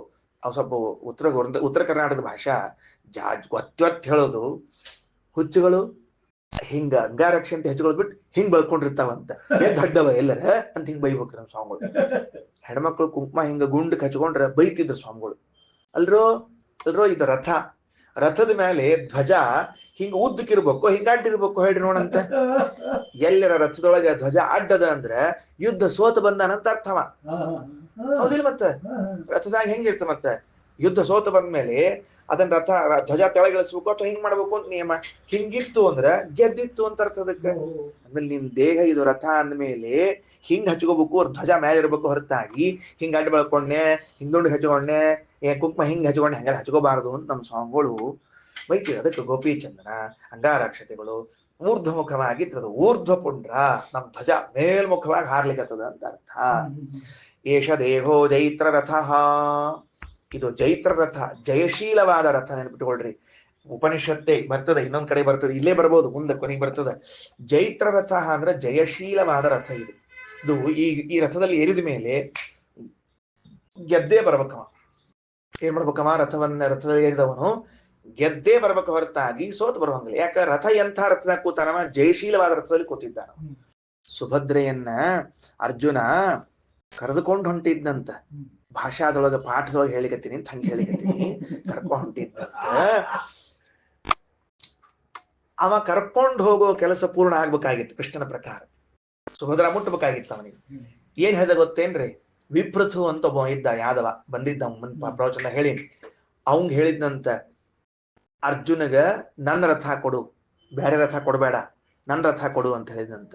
ಹ್ಞೂ ಅಂದ್ಬಿಟ್ಟು ವಿಪ್ರತು. ಯಾಕಂದ್ರೆ ಪ್ರಶ್ನೆ ಮಾಡ್ತಿರ್ಲಿಲ್ರಿ ಅಲ್ಲೆಲ್ಲ, ಅವ್ರ ಬಹಳ ಬುದ್ಧಿವಂತರ ಇದ್ರು. ಕಾರಣ ಏನಂದ್ರೆ, ಯಾವ ವ್ಯಕ್ತಿ ಕೃಷ್ಣ ರಥದಲ್ಲಿ ಹತ್ತಿದ್ದಾನೋ ಕೃಷ್ಣ ರಥಕ್ಕೆ ಎಂದೂ ಸೋಲಿಲ್ಲ. ಅದರಿಂದಾಗಿ ಆ ರಥದಲ್ಲಿ ಕುಳಿತುಕೊಂಡು ಅರ್ಜುನಕ್ಕೂ ಹೊರಟ್ರೆ ಅವ ಸುಭದ್ರೆಯನ್ನು ಕರ್ಕೊಂಡು ಊರ್ ಮುಡ್ತಾನ ಗ್ಯಾರಂಟಿ ಅವ್ನು. ಅದು ಜಯರಥ, ಜಯಶೀಲವಾದ ರಥ ಅದು. ಅದಕ್ಕೆ ದೇವರು ಅವನಿಗೆ ಆ ರಥದಾಗ ಕೊಡ್ಸಿದ್ದಂತ. ಎಷ್ಟು ವಿಚಾರಗಳು ನೋಡ್ರಿ, ಎಷ್ಟು ಅದ್ಭುತ ಅದ. ಹಂಗಾರ ಉಪನಿಷತ್ ಹೇಳ್ತದೆ, ಏಷ ದೇಹೋ ಜೈತ್ರ ರಥ, ಇದು ನಿನ್ನ ದೇಹದ ನೊಣಪಿ, ಇದು ಜಯಶಾಲೆಯಾಗುವ ರಥ. ಇದರಿಂದ ಎಂದೂ ಸೋಲಬೇಡ, ಎಂದೂ ಹಿಂದ್ ಹೆಜ್ಜೆ ಹಾಕ್ಬೇಡ, ನಾ ಸೋತೆ ಅಂತ ಅನ್ಲೇಬೇಡ. ಯಾಕಂದ್ರೆ ನೀ ಅಂಥ ರಥದಾಗ ಕೂತಿದ್, ಗೆಲ್ಲಿಕ್ ಹುಟ್ಟಿದವ ನೀನ್. ಈ ರಥದಾಗ ಕೂತ್ಕೊಂಡು ಗೆಲ್ಲಬೇಕು ಅಂತೇ ಹುಟ್ಟಿದವ ನೀನ್. ಗೆಲ್ಲು. ಏನ್ ಗೆಲ್ಲು? ಮೃತ್ಯುವನ್ನ ಗೆಲ್ಲು, ಸಂಸಾರವನ್ನ ಗೆಲ್ಲು, ದೇವರನ್ನ ಗೆಲ್ಲೋ ಪ್ರೀತಿಯಿಂದ, ಸಮಾಜವನ್ನ ಗೆಲ್ಲೋ ಪ್ರೀತಿಯಿಂದ, ಶ್ರೀಮದಾಚಾರ್ಯನ ಗೆಲ್ಲೋ ಪ್ರೀತಿಯಿಂದ. ಭಕ್ತ್ಯ ಪ್ರಾಣಂ ವಶೇ ನೀತ್ವ ಪ್ರಾಣ ಜಿತ ಪ್ರಾಣೋ ಭವತ್ಯುತ ಅಂತ ಆಚಾರ್ಯ ವಾಕ್ಯ. ಭಕ್ತಿಯಿಂದ ಪ್ರಾಣದೇವರನ್ನ ವಶದಲ್ಲಿ ಮಾಡಿಕೊಂಡ್ರೆ ಪ್ರಾಣದೇವರನ್ನ ಗೆದ್ದಂತೆ ಅಂತ ಆಚಾರ್ಯ ವಾಕ್ಯ. ಅರ್ಥ ಆತೇನು? Yes, sir. ಯಾವ ರಥದಾಗ ಕೂತೀರಿ? ವಿಜಯರಥ. ವಿಜಯ ರಥದಲ್ಲಿ ಕೂತೀರಿ. ವಿಜಯ ರಥ. ವಿಪ್ರುತು. ಗುಡ್ ಬಾಯ್. ಮುಂದೆ ಹಾ ಮುಂದೋಗೊಂಡ್ ಬರ್ರಿ. ಆದ್ರಿಂದ ದೇವ ಭಾರ್ಯಾ ಸಮನ್ವಿತ ಅಧಿದೈವೆ ತಥಾಧ್ಯಾತ್ಮೆ, ಅದ ಅಧ್ಯಾತ್ಮದಲ್ಲಿ ಜೀವ ದೇಹಾತ್ಮಕಂ ರಥಂ, ಇದು ಜೀವನ ದೇಹವೆಂಬುವುದೇ ಒಂದು ರಥ. ಸಹ ಸೂರ್ಯ ಸೂರ್ಯ ಭಾರ್ಯಾಚ, ಆ ಸೂರ್ಯನು ಸೂರ್ಯನ ಹೆಂಡತಿಯಾದ ಸಂಜ್ಞಾದೇವಿಯು ಚಕ್ಷುರ್ದ್ವಯ ಸಮಾಶ್ರಿತವು, ನಮ್ಮ ಬಲ ಎರಡು ಗಣಗಳಲ್ಲಿ ಆಶ್ರಯ ಪಡೆದಿದ್ದಾರೆ. ಇದು ಎಲ್ಲಿ ಹೊಂಟದ ಈಗ? ಅಧ್ಯಾತ್ಮ ರಥ ಚಿಂತನದ ಅಂದ್ರೆ ನಮ್ಮ ಎರಡೂ ಕಣ್ಣುಗಳಲ್ಲಿ, ಬಲ ಎಡ ಕಣ್ಣುಗಳಲ್ಲಿ ಸೂರ್ಯ ಮತ್ತು ಸಂಜ್ಞಾದೇವಿಯರಿದ್ದಾರೆ. ವಹತೌ ಅಶ್ವಾತ್ಮಕೌ, ಅವು ಎರಡು ಕುದುರೆ ರೂಪದಲ್ಲವ. ಏನವ? ಎರಡು ಕುದುರೆ ರೂಪದಲ್ಲವ. ಹರಿವಂಶವನ್ನು ಹೇಳುವಾಗ ನಾನು ಪ್ರವಚನ ಹೇಳಿದ್ದೀನಿ. ಸಂಜ್ಞಾದೇವಿಯದು ಒಂದು ಕುದುರೆ ರೂಪದ, ಸೂರ್ಯನದ್ದು ಒಂದು ಕುದುರೆ ರೂಪದ. ಅದಕ್ಕ ಅವರಿಬ್ಬರು ಸೇರಿದಾಗ ಅಶ್ವಿನಿ ದೇವತೆಗಳು ಹುಟ್ಟಿದ್ರು ಅನ್ನೋ ಕಥೆಯನ್ನು ಹೇಳಿದ್ದೀನಿ. ಅಶ್ವಿನಿ ದೇವತೆಗಳು ಮೂಗಿನಿಂದ ಹುಟ್ಟಿದವರು ಅಂತ ತಿಳ್ಕೊಂಡು ಹೇಳಿ. ಅಷ್ಟೇ ಅಲ್ಲ, ಅಶ್ವಿ ಅಂದ್ರೆ ಕುದುರೆಗಳಿಂದ ಮೂಗಿನಿಂದ ಹುಟ್ಟಿದವರು. ಅಶ್ವಿನಿ, ಅಶ್ವ ಅಂದ್ರೆ ಕುದುರೆ ರೂಪದಲ್ಲಿ ಇದ್ದ ಸೂರ್ಯ ಮತ್ತು ಸಂಜ್ಞಾದೇವಿಯಿಂದ ಹುಟ್ಟಿದವರು. ಮರೆಸಿದ್ರು ನೋಡಿ ಏನೋ ಒಂದವರು. ಅದರಿಂದ ಏನು ಅಂದ್ರೆ ಬೃಹದಾರಣ್ಯಕ ಉಪನಿಷತ್ತನ್ನ ಸೂರ್ಯ ಉಪದೇಶ ಮಾಡುವಾಗ ವಾಜಸನೇಯ ಅಂತ ಕರೀತಾರೆ ಅದಕ್ಕ. ಯಾಕ? ಯಾಜ್ಞವಲ್ಕ್ಯರಿಗೆ ಕುದುರೆ ರೂಪದಲ್ಲಿದ್ದು ಉಪದೇಶ ಮಾಡ್ಯಾನ ಸೂರ್ಯ. ಅರ್ಥ ಆಯ್ತಾ? ಆಮೇಲೆ ಸೂರ್ಯನಿಗೊಂದು ಕುದುರೆ ರೂಪ ಅದ, ಸೂರ್ಯನ ಹೆಂಡತಿಗೊಂದು ಕುದುರೆ ರೂಪ ಅದ. ಮುಂದೆ ಅದಕ್ಕ ಚಕ್ಷುದ್ವಯ ಸಮಾಶ್ರಿತವು ವಹತೋ ಅಶ್ವಾತ್ಮಕೋ ದೇಹಂ ನಾರಾಯಣ ರಥಾತ್ಮಕಂ. ಈ ನಿನ್ನ ದೇಹ ಇದು ನಾರಾಯಣದ ರಥ, ನಾರಾಯಣದ ರಥ, ನಾರಾಯಣದ ರಥ. ಏನ್ ಚಂದಲ್ಲ, ಏನ್ ಚಂದಲ್ಲ. ನಮ್ ದೇಹದ ಮೇಲೆ ಹೆಮ್ಮೆ ಆಗ್ಲಿಕ್ಕೆ ಶುರುವಾಯ್ತು ಈಗ. ನಮ್ ದೇಹ ಅಂದ್ರೆ ದೇವರ ರಥ. ಆ ಗೋಪಿಚಂದ್ರ ಹಚ್ಕೊಳ್ಳೋ ಕಾಲಕ್ಕೆ ದೇವರ ರಥವನ್ನ ಅಲಂಕಾರ ಮಾಡ್ತಾ ಇದ್ದೀನಿ ನಾನು, ದೇವರ ರಥವನ್ನ ಅಲಂಕಾರ ಮಾಡ್ತಾ ಇದ್ದೀನಿ. ರಾಯರ ರಘುತ್ತಮ ಸ್ವಾಮಿಗಳ ವರಸ್ವಾಮಿ ರಥೋತ್ಸವ ಮಾಡೋ ಕಾಲಕ್ಕೆ ಆ ರಥ ಅಲಂಕಾರ ಮಾಡಿ ಅವ್ರು ಕೂಡ್ತಾರೆ ರಥದಾಗ ಅಂತ ಅನ್ನೋರಿದ್ರೆ, ಉಡುಪಿ ಕೃಷ್ಣ ರಥ ಅಲಂಕಾರ ಮಾಡೋ ಕಾಲಕ್ಕೆ ಕೃಷ್ಣ ಕೂಡ್ತಾನ ಅಂತ ಅನ್ನೋದಿದ್ರೆ, ದಿವಸ ಈ ದೇಹಕ್ಕೆ ಗೋಪಿಚಂದನ ಗಂಧ ಅಂಗಾರಕ್ಷಂತಿ ಹಚ್ಕೊಳ್ಳೋ ಕಾಲಕ್ಕೆ ದೇವರ ದೇಹಕ್ಕೆ ದೇವರ ರಥಕ್ಕೆ ಅಲಂಕಾರ ಮಾಡ್ಲಿಕ್ಕೆ ತಿನ್ನ ನಂದಲ್ಲದು ಅಂತ ಹೇಳಿ ಚಂದ ಹಚ್ಕೋಬೇಕು. ಗೋಪಿಚಂದನ ಅಂಗಾರ ಅಕ್ಷಂತಿಗಳನ್ನ ದೇವರು ಅನ್ಬೇಕು. ಎಷ್ಟು ಮುದ್ದಾಗಿ ಹಚ್ಕೊಂಡು ಗೋಪಿ ನೀನ್ ನೋಡಿದ್ರೆ ಇಲ್ಲೇ ಬಂದ್ ಕೊಡ್ಬೇಕು ಅನಿಸ್ತದಲ್ಲೋ ಕೊಸೋ ಅನ್ಬೇಕು. ಹೊರತಾಗಿ ಸಾಕು ಹಚ್ಕೊಂಡು ನೋಡಿದ್ರೆ ಗೊತ್ತಾಗ್ತದೆ ನಾನು ಬರಬೇಡ ಅಂತ ಹೇಳಿ ಗೊತ್ತಿ ತಿಳ್ಕೊಂಡು ಹೇಳಿ. ಆ ಹಣಿ ಮೇಲೆ ಹಚ್ಕೊಂಡಿರ್ತಾವ ನೋಡ್ರಿ, ಇಲಿ ಹಿಕ್ಕಿ ಹಾಕಿದಂಗ, ಅಡಿಗೆ ಹಿಕ್ಕಿ ಹಾಕಿದಂಗ ಹಾಕಿದ ಹುಚ್ಚುಗಳವ ಇದು. ಅದಕ್ಕೆ ಇನ್ನ ಸೋಮಶ್ಚ ರೋಹಿಣಿ ಚೈವ, ಚಂದ್ರ, ಸೋಮ ಅಂದ್ರೆ ಚಂದ್ರ, ರೋಹಿಣಿ ಅಂದ್ರೆ ಅವನ ಹೆಂಡತಿ. ದಕ್ಷ ವಾಮಶ್ರುತಿಷ್ಠಿತವು, ಬಲಗಿವಿ ಎಡಗಿವಿಯಲ್ಲಿ ಇದ್ದಾರಂತ. ಉಭಯೋ ಪಕ್ಷಯೋ ಸ್ಥಿತ್ವ ವಹತೋ ಶ್ವಾತ್ಮಕೌತಯೋ. ಮತ್ ಅವರು ಇಬ್ರು ಕುದುರೆ ಆಗ್ಯಾರಂತ. ಅಂದ್ರ 4 ಕುದುರೆ ಯಾವಾಗ್ಲೂ ದೇವ್ರ ರಥಕ್ಕ 4 ಕುದುರೆ. ಯಾಕ? 4 ವೇದ ಇರ್ಬೇಕಲ್ಲ ಮತ್ ದೇವ್ರನ್ನ ಹೇಳವು. ನಿನ್ ಬಂತಲ್ಲ ಮತ್ತೆ 4 ವೇದಗಳು. ಅದರಿಂದ ಮುಂದ ಸೂರ್ಯ ಮತ್ತು ಸಂಜ್ಞಾದೇವಿ, ಹಿಂದ ಚಂದ್ರ ಮತ್ತು ರೋಹಿಣಿ ದೇವಿ, ಇವ್ರು 4 ಕುದುರೆ ಆ ರಥಕ್ಕೆ ಕಟ್ಟ್ಯಾರ. ಇದಕ್ಕೆ ನಮಗೆಲ್ಲವ ಕುದುರೆಗಳು ಇಲ್ಲಿ ಇಲ್ಲಿ ಇಲ್ಲಿ ಇಲ್ಲಿ ಕಣ್ಣಾಗ ಕಿವಿಯೊಳಗೆ ಇವು ಕುದುರೆಗಳು ನಮ್ಮವು. ಇದಕ್ಕ ಅವು ಮತ್ತು ಅಶ್ವಾತ್ಮಕ ಕುದುರೆ ರೂಪದಲ್ಲಿದ್ದ. ಉದ್ಧಾರಣಾರ್ಥಮೇ ತೇಷಾಂ ಉಮಾವಾಚಿ ಸಮಾಸ್ಥಿತ. ಆ ಕುದುರೆಗಳನ್ನ ಹಗ್ಗದಿಂದ ಇಳಿಲಿಕ್ಕೆ ಉಮಾದೇವಿಯು ವಾಗೀಂದ್ರಿಯದಲ್ಲಿ ಇದ್ದಾಳ. ನಾವಂತ ಅಂತೀವಿ, ತಕ್ಷಣ ನೀವು ತಿರುಗ್ತೀರಿ ಅಂತಿರ್ಲ, ಅನ್ಕೊಳ್ಳೆ ನೋಡ್ತೀರಿ ತಕ್ಷಣಕ್ಕ. ಹಂಗಾರ ಇಲ್ಲಿದ್ದ ಕುದುರೆ ಯಾವ ಹಗ್ಗದಿಂದ ಜಗ್ಗಲ್ಪಟ್ಟವು? ವಾಗೀಂದ್ರಿಯಿಂದ ಜಗ್ಗಲ್ಪಟ್ಟವು. ಹಗ್ಗ ಠಾಯ್ ಅಂತ ಏನ್ ಅದ್ಭುತ ಅನುಸಂಧಾನ. ಹಗ್ಗ ನಾರಾಯ ನಾಗಾಕಾರೈವ ರಶ್ಮಿತ್ವಂ. ಅಕ್ಕಿ ಹೆಂಗಿದ್ದಾಳ? ನಾಗಾಕಾರ, ನಾಗನ ಆಕಾರದಲ್ಲಿ ಇದ್ದಾಳ ಎಂಬುದೊಂದು ವಿಶೇಷ. ಉಮಾದೇವಿಯು ಹಗ್ಗ ಹೆಂಗಿರ್ತದೆ? ಹಿಂಗ ನಾಗನ ಆಕಾರದಾಗ ಇರ್ತದೆ, ಚೊಟಪಟ್ಟಿರ್ತದೆ. ಹಂಗ ನಾಗಾಕಾರದಲ್ಲಿ ಇದ್ದಾರೆ. ರಶ್ಮಿತ್ವಂ ಅಂದ್ರೆ ಹಗ್ಗ. ಆಗ ಮತ್ತು ವೈಷ್ಣವೇ ರಥ, ಈ ವೈಷ್ಣವ ರಥದಲ್ಲಿ ಉಮಾದೇವಿಯರು ಹಗ್ಗದ ಆಕಾರದಲ್ಲಿ ಇದ್ದಾರೆ. ದೊಡ್ಡ ಅನುಸಂಧಾನ. ಉಮಾದೇವಿ ಅಂಥವರು ನಮ್ಮ ದೇಹದಲ್ಲಿ ಹಗ್ಗದಲ್ಲಿ ಹಗ್ಗ ರೂಪದಲ್ಲಿ ಕೆಲಸ ಮಾಡ್ತಿದ್ದಾರ ಅನ್ನೋದೇ ಅವ್ರ ಬಗ್ಗೆ ದೊಡ್ಡ ಚಿಂತನೆ. ನಾವು ಉಮಾದೇವಿ ಬಗ್ಗೆ ಮಾಡೋದು ಸುಮ್ಮನೆ ಏನೋ ಶ್ರಾವಣ ಮಾಸದಾಗ ಗೌರಿ ಪೂಜಾ ಮಾಡಿ ಐದು ಶುಕ್ರವಾರ ಕಡುಬು ಹೋಳಿಗೆ ತಿಂದು ಮುಗಿಸಿವಿ. ಗೌರಿ ಪೂಜಾ ಆತು. ಏನ್ ಗೌರಿ ಏನ್ ಆತು ಇವತ್ತು ಪೂಜಾ ಅಂತ ಕೇಳಿ ಹೋಳಿಗೆ ಚಲೋ ಆಗ್ಯದಪ್ಪ ಪೂಜಿ, ಅದಕ್ಕ ಆ ಪೂಜೆ ಅಲ್ರು ಈ ಪೂಜಿ ಅಂತ ತಿಳ್ಕೊಳ್ರಿ. ಯಾಕಂತ ನನಗೆ ಸುಮ್ಮ ತಲ್ಯಾಗ ಬಟಾಟಿ ತಲ್ಯಾಗ ಬಂತ ಹಿಂಗ ಏನ್ರಿಪ್ಪ ಯಾಕೆ ಹಿಂಗ್ ಬಂತು ಅಂದ್ರೆ ನಾಗಾಕಾರ ಯಾಕೆ ಹೇಳಂದ್ರೆ ಮುಂದಿಕ್ಕಿ ವಾರುಣಿ ಆಗ್ಬೇಕಲ್ಲ ಮತ್ತಕಿ. ಯಾಕಂದ್ರೆ ಈ ಮನೆಯವರು ಗಂಡದೇವರು ಪತಿದೇವರು ರುದ್ರದೇವರು ಶೇಷದೇವರಾದ್ಮೇಲೆ ಈಕಿ ಮತ್ತೇನ್ ಆಗ್ಬೇಕು ಮತ್ತಕಿನೂ ಅಕಿನ ಆಗ್ಬೇಕಲ್ಲ ಮತ್ತ. ಅದಕ್ಕೆ ನಾಗಾಕಾರೈವ ರಶ್ಮಿತ್ವಂ ಅಂತ ಶ್ರೀಮದಾಚಾರ್ಯ ಬರೆದು ಬಿಟ್ರು ಏನೋ. ವಾರುಣಿ ಆಗಬೇಕಲ್ರಪ್ಪ ಅನ್ನೋದಕ್ಕ ಅಂಥೇಳಿ ಎಲ್ಲಿ ಬಂದದ ಗೊತ್ತೇನ್ರಿ? ಗರುಡ ಪುರಾಣದಾಗ ಬಂದಂತ. ಯಾಕಂದ್ರೆ ಆ ಗರುಡ ದೇವರು ಈಕಿ ಮುಂದಾಗಕ್ಕೆ ನೋಡ್ಕೊಂಡು ಹೇಳ್ಯಾರ ಅವ್ರು. ಟೀಮ್ ರೀ, ಅದೊಂದು ಟೀಮ್ ವರ್ಕ್. ಮುಂದ ಮನಸ್ಥಿತ ಶಿವಶ್ಚಾತ್ರ ಮುಂದಿಂದು ಅಲ್ರಿ. ಮತ್ತೆ ರಥದಾಗ ಅಕ್ಕಿನ ಹಗ್ಗ ಮಾಡಿ ಕೂಡಿಸ್ಬಿಟ್ರಿ, ಪಾಣಿಗ್ರಹಣ ಯಾರು ಮಾಡ್ರಿ ಅಕ್ಕಿದು ಒಂದು ಪ್ರಶ್ನೆ. ಆಕಿನ ಪಾಣಿಗ್ರಹಣ ಆಕಿನ ಕೈ ಹಿಡ್ಕೊಂಡವ್ರು ಯಾರು ಅಂತ ಕೇಳಿದ್ರೆ ಅದಕ್ಕೆ ಮನಸ್ಥಿತ ಶಿವಶ್ಚಾತ್ರ ಮನಸ್ಸಿನಲ್ಲಿರುವಂತಹ ರುದ್ರದೇವರು ಮನೋನಾಮ ಮಹಾಬಲಃ ಅವರು ಮನಸ್ಸು ಅಂತ ಕರೆಸಿಕೊಂಡಿರುವಂತಹ ಮಹಾಬಲಿಷ್ಠರವರು ಅಭವತ್ ಸಾರಥಿರ್ ವಿಷ್ಣೋಹೋ ಸಾರಥಿಯಾಗಿದ್ದಾರೆ. ಅಲ್ರಿ ಯಾರೋ ಒಬ್ರು ನಮ್ಗೆ ಬಹಳ ಫೇವರೆಟ್ ಇದ್ದವ್ರು ಇಲ್ಲಿ ಮಿಸ್ ಆಗ್ಯಾರಲ್ಲ ಅಂತಂದ್ರೆ ವಿಷ್ಣು ವಾಯುಶ್ಚತಂ ರಥಂ. ವಿಷ್ಣು ಹಾಗೂ ವಾಯುದೇವರು ಆ ರಥವನ್ನು ಏರಿ ಕುಳಿತಾರ. ಯಾಕ ಮುಂದೆ ಮಂತ್ರ ಬರ್ತದ ತದ ಎಂ ಪ್ರಾಣೋ ಅಧಿತಿಷ್ಠತಿ ಅಂತದ. ಪ್ರಾಣ ಶಬ್ದವಾಚ್ಯರಾದ ಪರಮಾತ್ಮ ಪ್ರಾಣದೇವರಿಬ್ರು ಆ ರಥದಲ್ಲಿ ಕುಳಿತುಕೊಂಡಾರ. ಯಾಕ? ಪ್ರಕೃಷ್ಟಾನಂದ ರೂಪತ್ವಾತ್ ಪ್ರಾಣಾಖ್ಯಾವಧಿತಿಷ್ಠತಃ. ಪರಮಾತ್ಮನಿಗೂ ಪ್ರಾಣ ಅಂತ ಹೆಸರು, ವಾಯುದೇವರಿಗೂ ಪ್ರಾಣ ಅಂತ ಹೆಸರು. ಆಶ್ಚರ್ಯ ಏನ್ ಗೊತ್ತೇನೋ? ಸ್ವಾರಸ್ಯ ನೋಡ್ಕೊಳ್ರಿ. ಏನೋ ಎಂದೂ ನಾವು ಹಿಂಗ್ ಪ್ರಶ್ನೆ ಮಾಡಿಲ್ಲ. ಪಂಚಮುಖಿ ಪ್ರಾಣದೇವರಲ್ಲಿ ಒಂದು ಮುಖ ಕುದುರೆ ಇದು ಯಾಕದಂತ ಎಂದು ವಿಚಾರ ಮಾಡೇ ಇಲ್ಲ ನಾವು. ಅದಕ್ಕ ದಾಖಲೆ ಇಲ್ಲಿ ಸಿಗುತ್ತದೆ ನಮಗ. ಯಾಕ? ಈ ದೇಹವೆಂಬ ರಥದಲ್ಲಿ ಹತ್ತಿ ಕುಳಿತಿರುವಂತಹ ಪ್ರಾಣ ಶಬ್ದವಾಚ್ಯರಾದ ನಾರಾಯಣ ಮತ್ತು ವಾಯುದೇವರು ಇಬ್ಬರೂ ಕುದುರೆ ಮುಖದವರಿದ್ದಾರ. ಇಬ್ಬರೂ ಕುದುರೆ ಮುಖದವರಿದ್ದಾರ. ಪ್ರಾಣ ಅಂತ ಹೆಸರು ಯಾರಿಗೆ? ನಾರಾಯಣಗೆ. ಪ್ರಾಣ ಅಂತ ಹೆಸರು ಯಾರಿಗೆ? ನಮ್ಮ ವಾಯುದೇವರಿಗೆ. ಅವರಿಬ್ಬರು ಯಾವ ರೂಪದಾಗಿದ್ದಾರ? ಇಲ್ಲಿವರೆಗೆ ಹಯಾಸ್ಯ, ಇಲ್ಲಿವರೆಗೆ ಕುದುರೆ ಮುಖ. ಹಯಗ್ರೀವ ದೇವರಿಗೆ ಅಷ್ಟ ಅಲ್ಲ, ದೇಹದಲ್ಲಿದ್ದವರಿಗೂ ಅದ, ಇಲ್ಲಿವರೆಗೆ ಪ್ರಾಣದೇವರಿಗೂ ಅದ. ಅದಕ್ಕೆ ಮಂತ್ರಾಲಯ ಸ್ವಾಮಿಗಳು ಸಾಕ್ಷಿ ಹಯಾಸ್ಯೋತ್ರಹಿ ಅಂತ ಹೇಳಿಬಿಟ್ರು. ಶ್ರೀನಿವಾಸ್ ಸಾಕ್ಷಿ ಹಯಾಸ್ಯೋತ್ರಹಿ ಅಂತ ಯಾಕೆ ಹೇಳಿದ್ರು ಅಂದ್ರೆ ಇಲ್ಲಿದ್ದಾನ ಸಾಕ್ಷಿಯಾಗಿ ಹಯಗ್ರೀವ ರೂಪಿಯಾದ ಪರಮಾತ್ಮ ವಾಯುದೇವರು ಅನ್ನೋದಕ್ಕಾಗಿ ಹೇಳಿದರು. ಪ್ರಕೃಷ್ಟಾನಂದ ರೂಪತ್ವಾತ್ ಪ್ರಾಣಾಖ್ಯಾವಧಿತಿಷ್ಠತಃ ತಾವೇವ ಚ ಅಶ್ವಿನಾಮಾನೌ ಹಯಾಸ್ಯವು ಜಗದೀಶ್ವರವು. ಹಯಾಸ್ಯವು ಕುದುರೆ ಮುಖದಲ್ಲಿರ್ತಕ್ಕಂಥ ಜಗದೀಶ್ವರವು, ಜಗತ್ತಿನ ಒಡೆಯರಾಗಿರುವಂಥವರು ಇತ್ಯಾದಿ ಗಾರುಡೆ. ಇದಿಷ್ಟು ಗರುಡ ಪುರಾಣದಲ್ಲಿ ಬಂದಿರುವಂತಹದ್ದಾಯ್ತು. ಇನ್ನು ಮುಂದ ಮತ್ತ ಅಲ್ಲಿ ಹಿಂದ ಒಂದು ಮಾತು ಬಂದಿತ್ತು. ಅದೇನ್ ಬಂದಿತ್ತು ಅಂದ್ರೆ ಸತ್ಯಸ್ಯ ಸತ್ಯಂ. ಪ್ರಾಣದೇವರಿಗೂ ಸತ್ಯ ಅಂತ ಪ್ರಾಣದೇವರಿಗೆ ಹೆಸರು. ಆ ಹೆಸರು ಬರ್ಲಿಕ್ಕೆ ಕಾರಣನಾದವನು ಈ ಪರಮಾತ್ಮ ಅಂತ. ಅದು ಯಾಕ ಅಂತ ವಿವರಣೆ ಕೊಡ್ಲಿಕ್ಕತ್ತಾರ ಈಗ. ಏನು?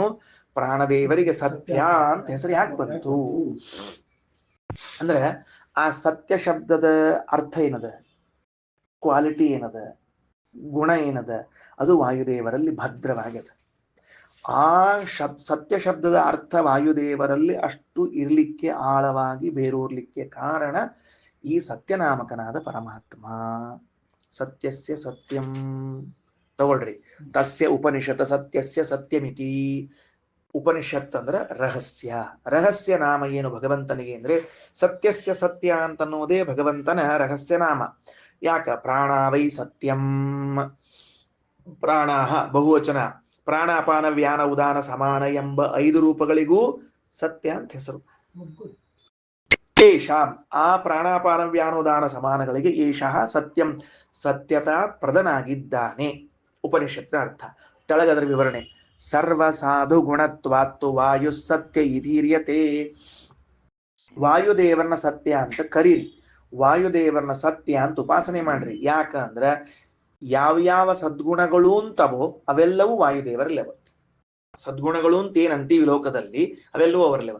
ಏ ಗುಣಾನಾಮ ಜಗತ್ ಪ್ರಸಿದ್ಧಾ ಯಂ ತೇಷು ತೇಷು ಸ್ವ ನಿದರ್ಶಯಂತಿ ಸಾಕ್ಷಾನ್ ಮಹಾಭಾಗವತ ಪ್ರವರ್ಗಂ ಶ್ರೀಮಂತಮೇನಂ ಹನುಮಂತ ಬಾಹು. ಅದೇ ಸತ್ಯ ಶಬ್ದ ಅರ್ಥ. ವಾಯುದೇವರಲ್ಲಿ ಎಲ್ಲಾ ಸದ್ಗುಣಗಳು ಭರಿತ ಆಗ್ಯಾವ. ಸತ್ಯ ಇತಿ ರೀತಿ ತಸ್ಯಾಪಿ ಸತ್ಯತಾದಾತ ಸಾಧು ಪೂರ್ಣ ಗುಣೋ ಹರಿಹಿ ಸತ್ಯಸ್ಯ ಸತ್ಯೇ ತಸ್ಮಾತ್.